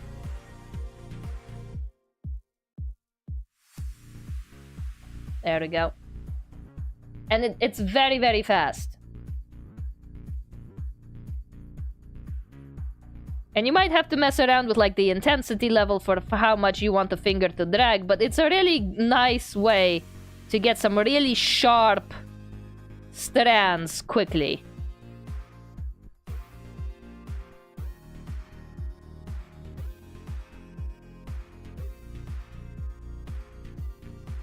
Like right now I'm just kind of messing around and mucking around for the sake of examples, but like in practice this is really fast and really accurate. And a little bit more detailed as well.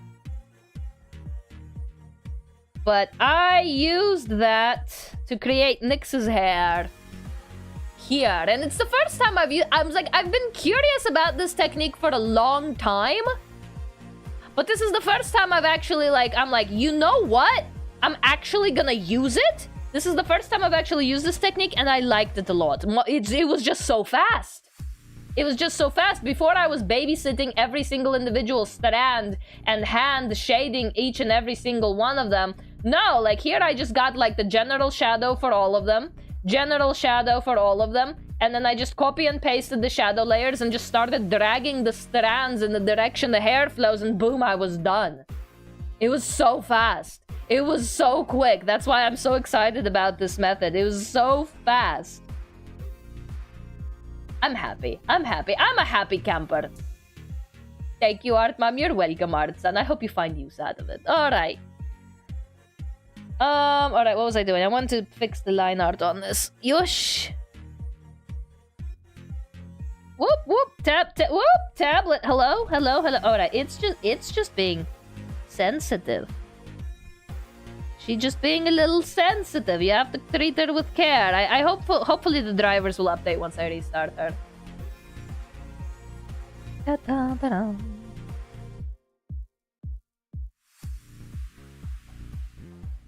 And let's make these a little bit more colored. There we go. And I separated on its own layer, so that way in Live2D, I'll be able to swing it around and make it sway and do all sorts of fancy things with physics. Maybe not too fancy, because again, we're running this in the RenPy. We're not doing this in like VTube Studio, so I do have to like tone the physics down. I can have like at maximum 4 physics parameters for everything. Hair, clothes, everything. I can have like a maximum of 4 physics parameters. But if you rig them cleverly enough, you can get a decent amount of movement out of that. There we go. And then the last thing is his little floaty majigger thingy piece. The circles. Alright, let's yoink those directly off the ref sheet.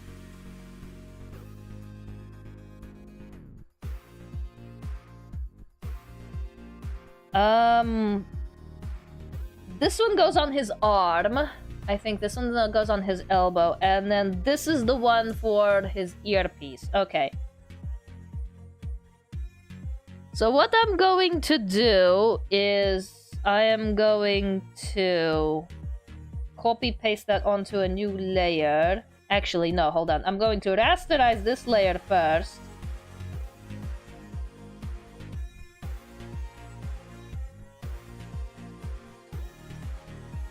There we go. I am going to make this part bigger.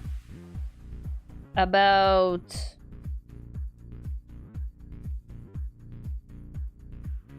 How big is it? About... Okay, it's not that big at all. There we go. It's about yay big. It's gonna get smaller when it gets deformed into perspective. Okay. And it spins into the 2 different directions, doesn't it? Okay, that's easy. That's just making it 2 layers. Okay, so what I want to do is edit, tonal correction, binarization. That just makes certain that there's only 2 colors.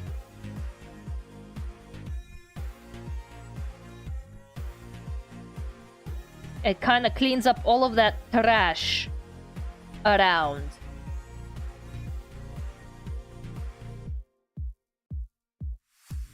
Actually, I am going to convert brightness to opacity first. I'm going to erase this guideline from the background.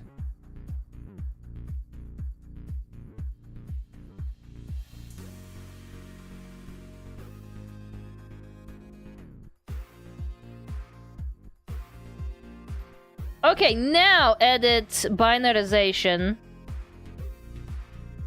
Aha! This is where all of that hidden little trash pixels start to show up. It's like you can't really see them initially, but once you go through this process of isolating only 2 colors, this is where all those pixels start to show up. So I'm going to edit, convert brightness to opacity again, and then filter, blur, and smoothing. Smoothing is what gets you that nice effect. Hold on, I don't know if you can see it very closely. So you get like, so this is pixelated. This is only 2 colors. This is only black and not black. And then smoothing will get you those nice little like anti-aliasing lines. I like the smoothing blur because it just makes everything not rock two-tone.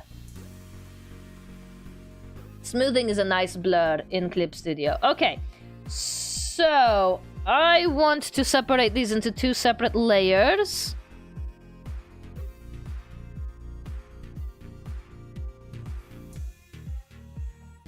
Alright, so that's going to spin in one direction and that's going to spin in another direction. I'll have to see which...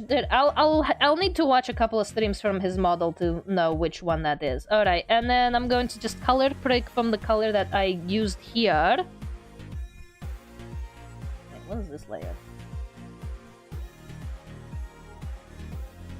I'll lock the layer. And the last thing I'm going to do is I'm going to give it an outline, because it looks like on his official reference there's like a dark blue outline going here. It actually doesn't match his earpiece. What? It's not the same color?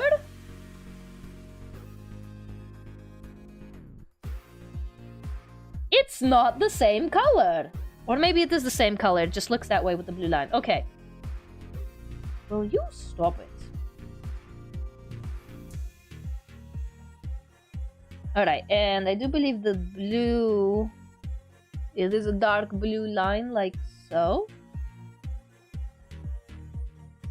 I'm just gonna do a 1. Alright, and I am going to copy this hex code. And I'm gonna do the same thing for this one as well. Okay. Yeah, okay, it is the same color. It just looks different because of the blue outline. Okay, solid, solid, solid. Okay, I'm going to rasterize to make sure that the layer outline isn't like a property anymore. Okay. And then I'm actually... outer ring. And this is inner ring.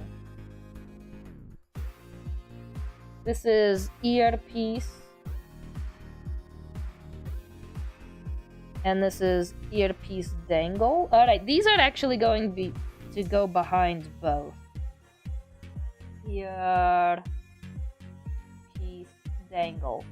So what's going to happen is I'm going to spin these around in Live2D. La la la la la la la la la la. And then after I do the spinning,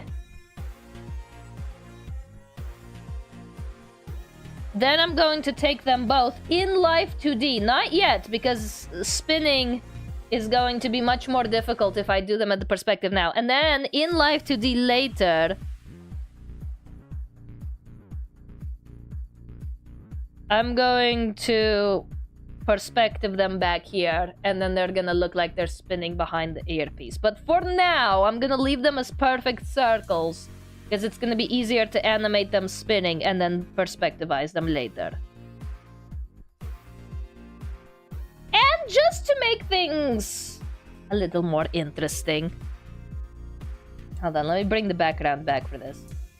I like this effect whenever I draw holographs, which... You would think I wouldn't draw holographs as often as I do, but I like to just make the insides just a little transparent. Just a little transparent to give it that holographic feel, so that the stuff from behind can kinda sorta shine through a little bit.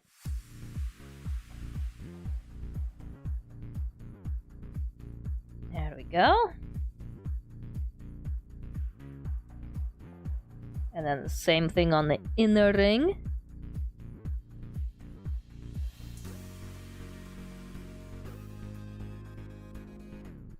There we go. So that when it does spin, the background can actually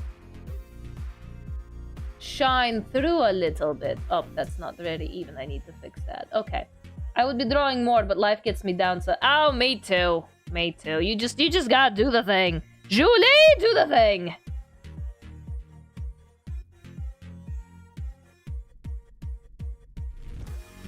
You just gotta do the thing sometimes.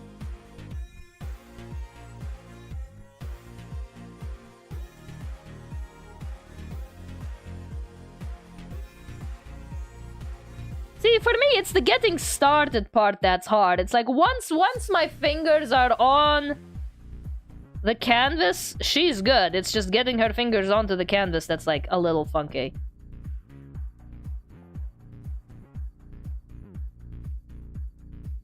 Okay, that's good. Ooh, that's gonna look really good at that angle. Oh, that's gonna look nice. Okay. What about this one?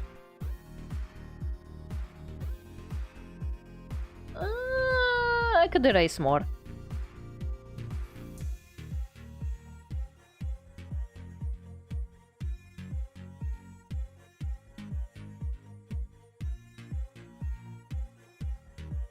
Probably a little more here as well.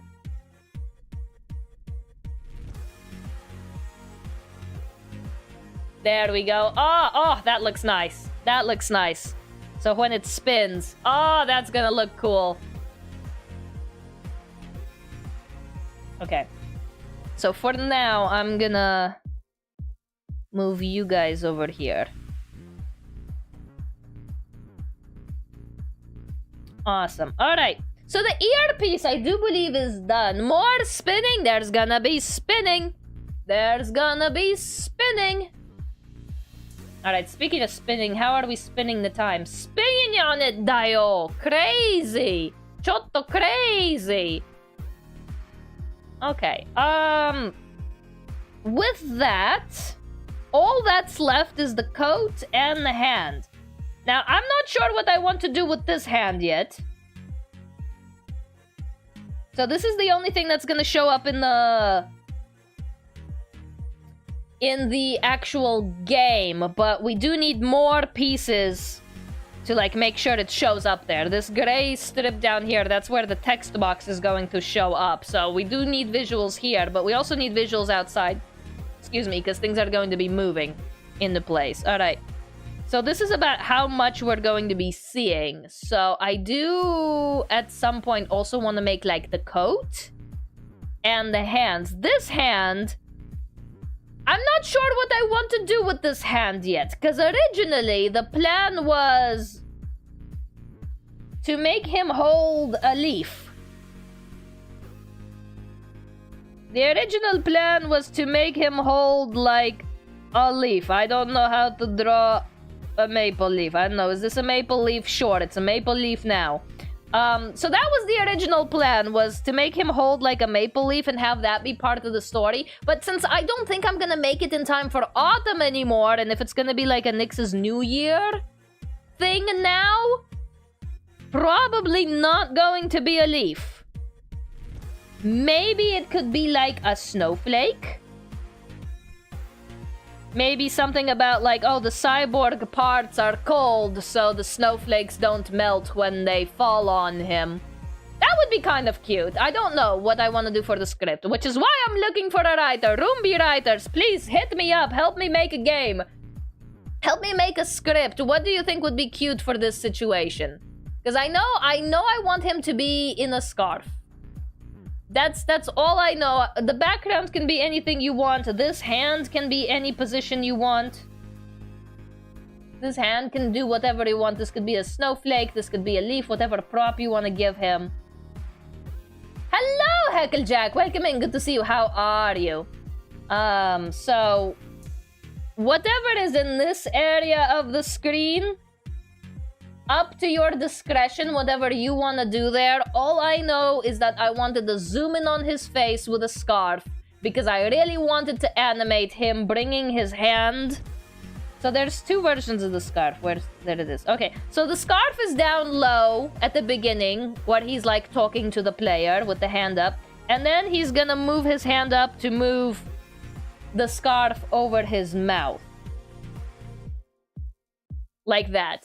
That's a scene I really want in there, like regardless of what the scenario is, regardless of where the story takes us. That's a scene I know I definitely want in there. So hopefully if I manage to snag a writer, they'll be willing to work with me on that. I just know I really want him to cover his mouth with the scarf because I think that'll be the cutest thing ever. Other than that, I have no idea what kind of story. Again, originally this was slotted to be released in November, so there were supposed to be like leaves and autumn and all that stuff flying around. Now it's going to turn into a winter wonderland, so I'm not sure what the themage for that is going to be for here. Okay. And I will need... Oh, what is this layer? Hello? The UI. Oh yeah, this was a possible text box. This was a possible text box. I think it's cute. It's a nice text box. But I think it covers up too much of the art. Especially his hand. I do want to show off his hand off a little bit. So, it's a nice text box. I could make it work. I think I'm gonna go with the simple UI that I originally had planned. What the hell? There we go. Okay. Do you have an idea of what the game is about? Nope! I'm gonna leave that up to my writer. All I know is I wanted this specific visual with the hand and the scarf, and I just kind of started making it like that. Whatever story ends up being birthed from that, so be it. So be it. There it is. Yeah, so that's why the hand was there like that. It was originally going to be holding a leaf. That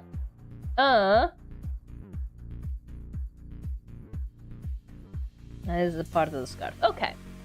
I think I will leave that up to next time, though. I did say this was going to be a short stream just to try out the dual streaming and see how it went. I think it went rather well. I think it went rather well. Twitch still had all of its redeems. They all work. And then YouTube did go live. YouTube worked. That was kind of the goal. YouTube worked. I'm happy with that. Thank you. Thank you for working. Okay. I think I'm gonna tackle the coat and the hand. Okay, so this is the robotic hand. So it does not need to be shaded in the same way as the human hand. So they don't need to share colors between the two of them. So I can work on one and kind of work on the other one later. Hopefully with Sora's announcement, I can hopefully pick somebody else up. So after I get the coat done, so the plan is to get the coat and the hand done, to get this done and rendered and separated, and then I'm gonna import it to Live2D, and then once I start animating it in Live2D, because I know how the animations are gonna work, it's... To avoid boring you, it's a lot of math, but I know how the animations are going to work, so I know how the rigging needs to be done regardless of the story and or the situation and or the scene. So like regardless of what the writing is like, I do know what I want the animation to do, and then we'll figure out what that looks like. So that includes head turns. Technically this will be my first ever 3/4 model. By all technicalities, this will be my first ever 3/4 model, and I'm kind of excited to rig that as well. But I also have Hag under my belt, so like, I don't think it'll be terrible. Also, the head angles are not going to be like a VTuber model extreme. They're going to be like 10 degrees. They're not going to be like 45 head turns. They're going to be like 10, 15 degrees. Nothing outrageous or wild. I do want to give his face quite a bit of emotion, though, so I think that's where most of the rigging power is going to go. Yes. Yes.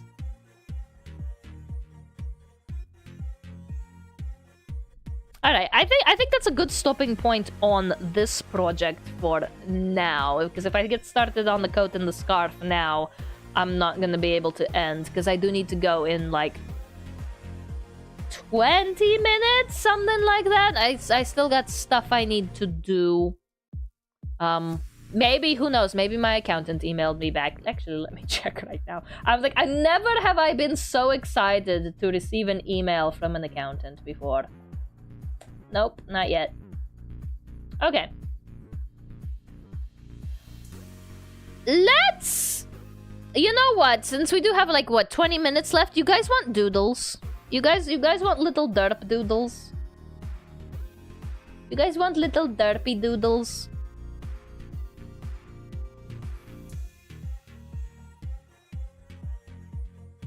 Derp Derp? Derp? You guys want little doodles?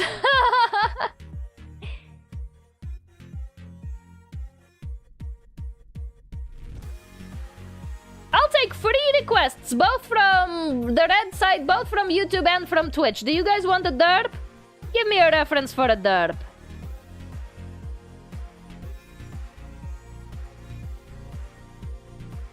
I wouldn't call this a chibi style, because they're not very cute. Like, they're stupid, but I would not call them very cute. They're very gremlin coded.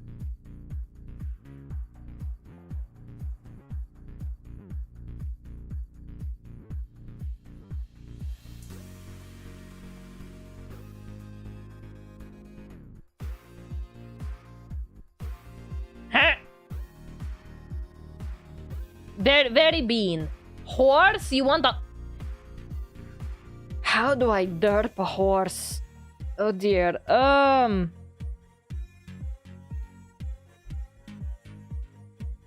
Okay, we're gonna try something. We're gonna put you up here. Alright, derp a horse. I used to be able to draw these really well. Don't ask me why.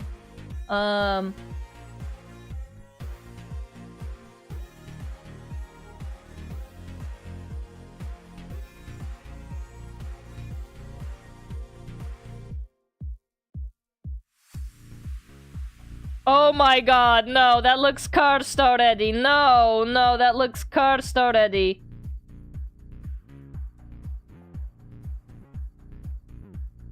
No, no, that looks hideous. No.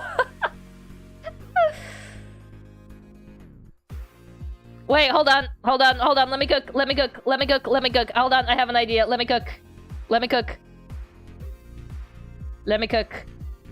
Sure, the face is funny. But we can make the body funny too. Sure, the face is funny, but we can make the body funny too.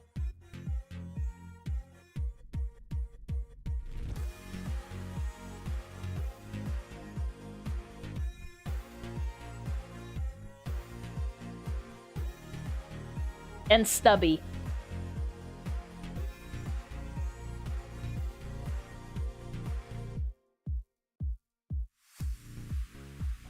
It's a pony!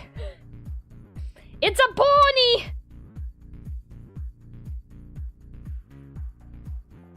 Hold on, let me take some of the girth out of the outline of this, otherwise it looked like it went to Nom. Pony! Pony! I can hear it like with these tiny little legs. It looks like it walks across the screen going. You know, like Mr. Krabs off of SpongeBob. I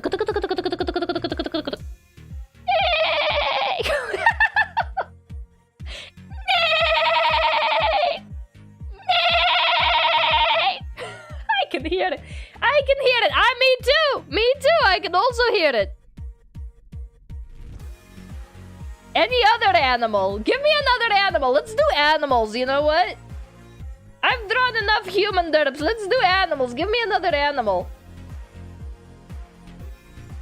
Give me an animal to derpify. From memory. No references allowed. No references allowed.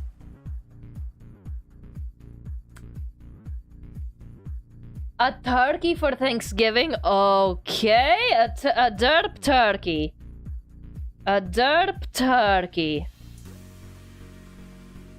No, it's actually a pony. This is a real size comparison here. This actual size. Okay. Okay, I got one turkey, I got one kangaroo. Alright, let's see if we can do a turkey.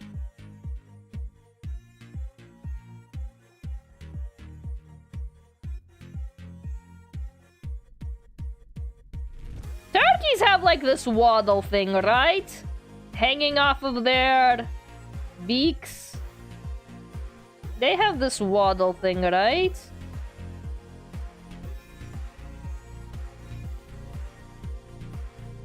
And then they have long necks. I think. Again, no references allowed. They have massive bahonkadonks, like massive bazongas, don't they? Alright? Absolutely massive, that's why they're delicious. Legs for days.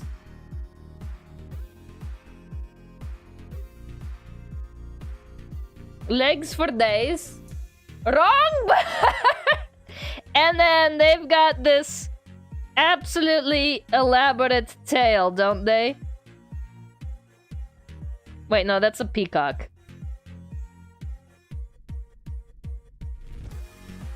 There you go! Turkey with massive bahonkadonks. This one in particular, better watch out, because it's looking mighty delicious. This one in particular, better watch out, because it's looking mighty delicious.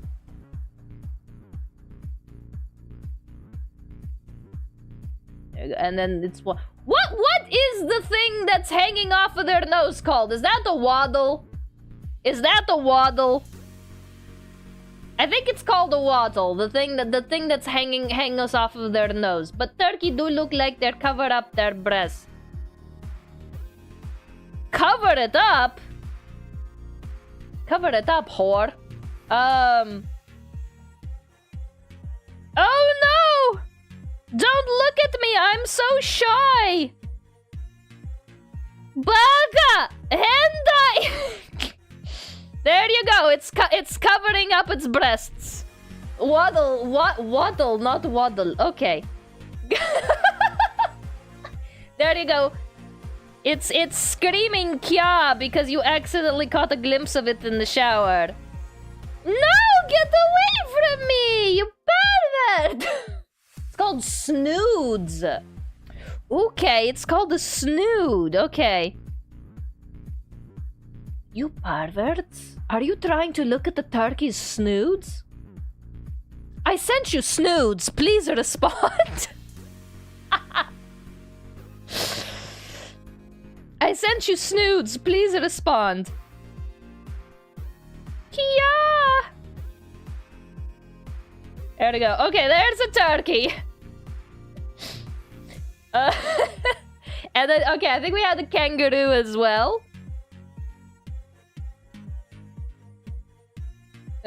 Put you over here. Alright, kangaroo. From memory. What do kangaroos look like? I mean, their heads kinda look like horses, right? Except their ears a little longer, I think.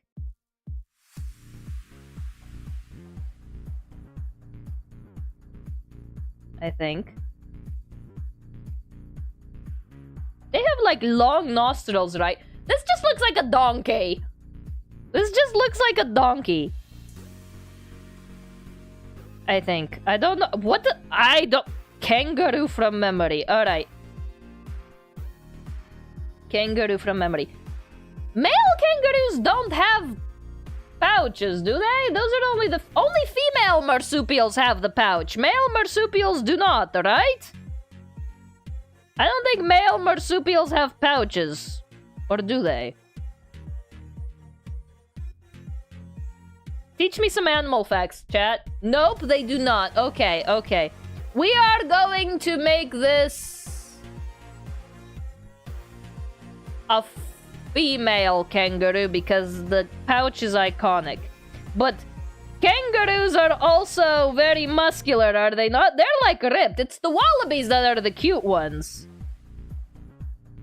Right? So the kangaroo, it's got to be muscular.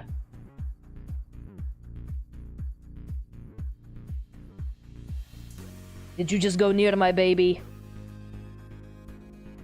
Give it some veins, popping veins. This is one mad mama. This is one mad mama. Ugh. She's ripped, she's redded, she's ready to beat you up if you go anywhere near her, kid. Looks like an apron. Female kangaroos have 3 coochies. Huh! Get it, queen, I guess. Give it some funny, huge... am I allowed to on YouTube? How about I give her some voluptuous hips instead? To account for that.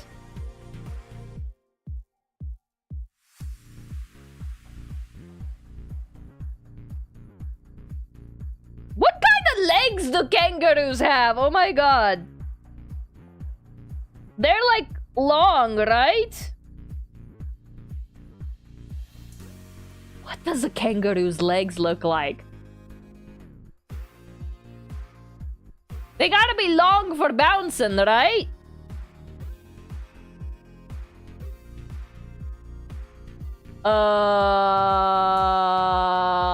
Yeah, sure. It'll work. It'll work. She'll be alright, Chad. She'll be alright. This is peak evolution, Darwin proven science right here. And then they got these long tails. I have created a monster. Digigrade leg, but they're using the whole foot part? Oh, okay, so like this.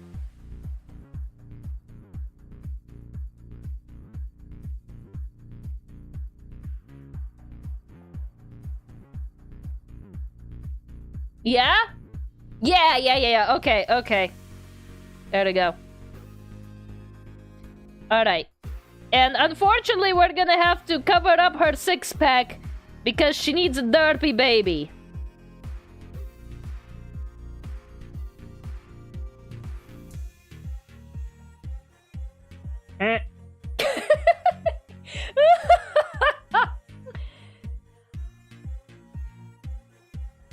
Thanks, I hated. There we go. There's a derpy kangaroo from memory. No references allowed. How's that? Alright, I think we got time for like what? One more animal? Give me one more animal. One last animal to derpify. Alright, who we drawing? What animal are we drawing? One more. I'll take a YouTube or I'll take a Twitch animal. Give me another animal. Last one, let's go. Last one, let's go.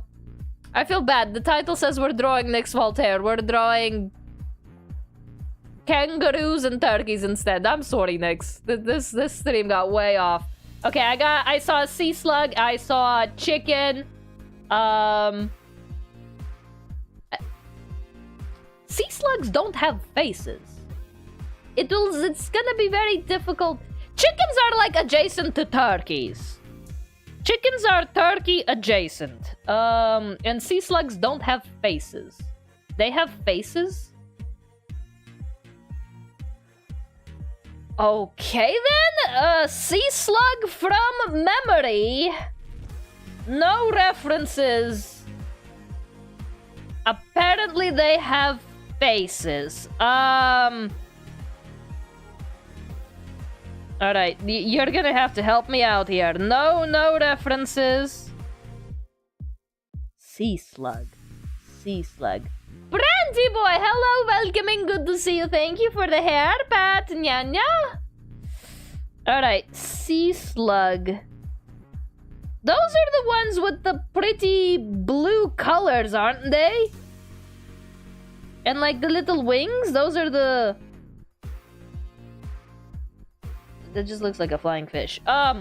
What the hell do sea slugs look like? I think this is how their eyes work. And then I think they have like feelers as well. Right? What the hell does a sea slug look like? Chat, help! Chat, help! I don't know what a sea slug looks like off the top of my head.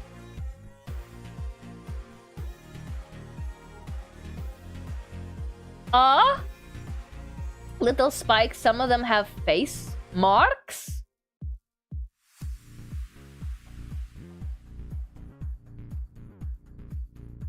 Little spikes.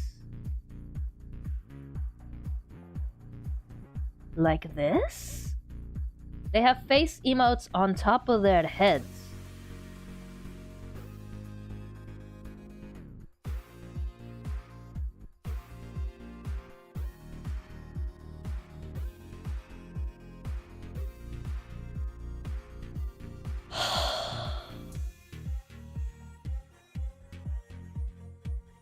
You know? Listen, I'm not sure if I succeeded in drawing a sea slug, but I think I created a pretty cool Pokemon doing it. Ugh. I may not have done a sea slug justice, but I think I created a cool Pokemon. This is just like the cooler version of Stunfisk, isn't it? Close, but yeah, like that. Okay, there we go. That's my sea slug.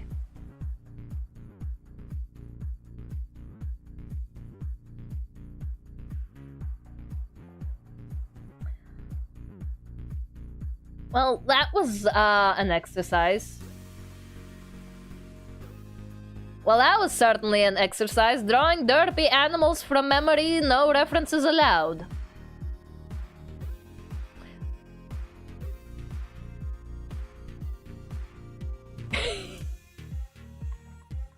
I think this is my favorite one. The baby. That sure is a baby of all time. Hold on. This is the kangaroo. Hold on. Let's give it a little pause too. It's peeking, chat. It's peeking. She's choto peeking out of his mama's bag. There we go. I think this one's my favorite.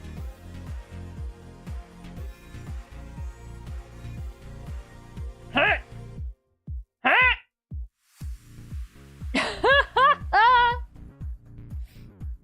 Alright, chat. I think I'm gonna end it there. I can't raid on YouTube yet. I think you have to be monetized in order to be able to raid on YouTube. But let's see. Who am I gonna raid on the purple site? Cause I do gotta go. I gotta go. I gotta go.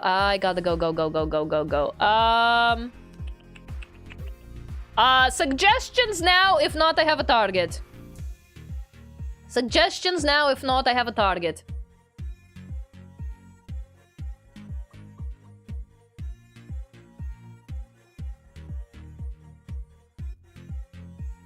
Get some good food and rest. No food. I had my meal for the day.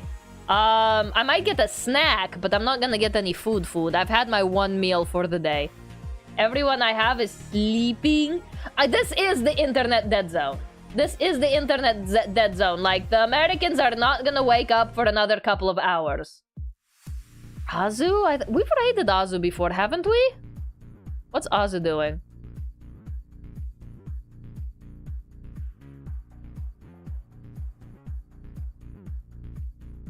They're also doing art and they're doing a perfect partner push. Let's do it. Let's raid Azu. Let's raid Azu. Let's do it. I don't know what they're working on. They're drawing cans. Alright. YouTube, I'm sorry we're not raiding out to anyone, but on Twitch, go ahead and give a warm hello to Azu. Alright, here are your raid messages if you are unsubbed, and here are your raid messages if you are subbed. I promise they work, it's just that Stream Elements is not subbed. There they go. Okay. Please be sure to check me out on Twitter for any and all notifications. Everything goes onto Twitter even before the Discord, but you should just still join the Discord to chat with your fellow degenerates and make fun of me even when I am offline. Don't forget to check out my YouTube, which I'm now dual streaming to successfully. I am so happy it works. I'm so happy it got set up. Watch everything crash and burn to the ground next time, but we'll take care of it. We'll take care of it. And I can't type in my own YouTube chat. That's weird. That's weird. But I'm going to manually force it to be that way, so please check me out on the purple side as well, and please check me out on the Twitter or X or whatever. I can't call it X. I like avidly refuse to call it X. Anyway, thank you all. I appreciate you all from the bottom of my butt. I'd say heart, but my butt's bigger. You get more appreciation that way. Let's say bye to Nyx. Thank you for being my test subject as we try out this dual streaming thing. And kisses on all your foreheads. Bye-bye.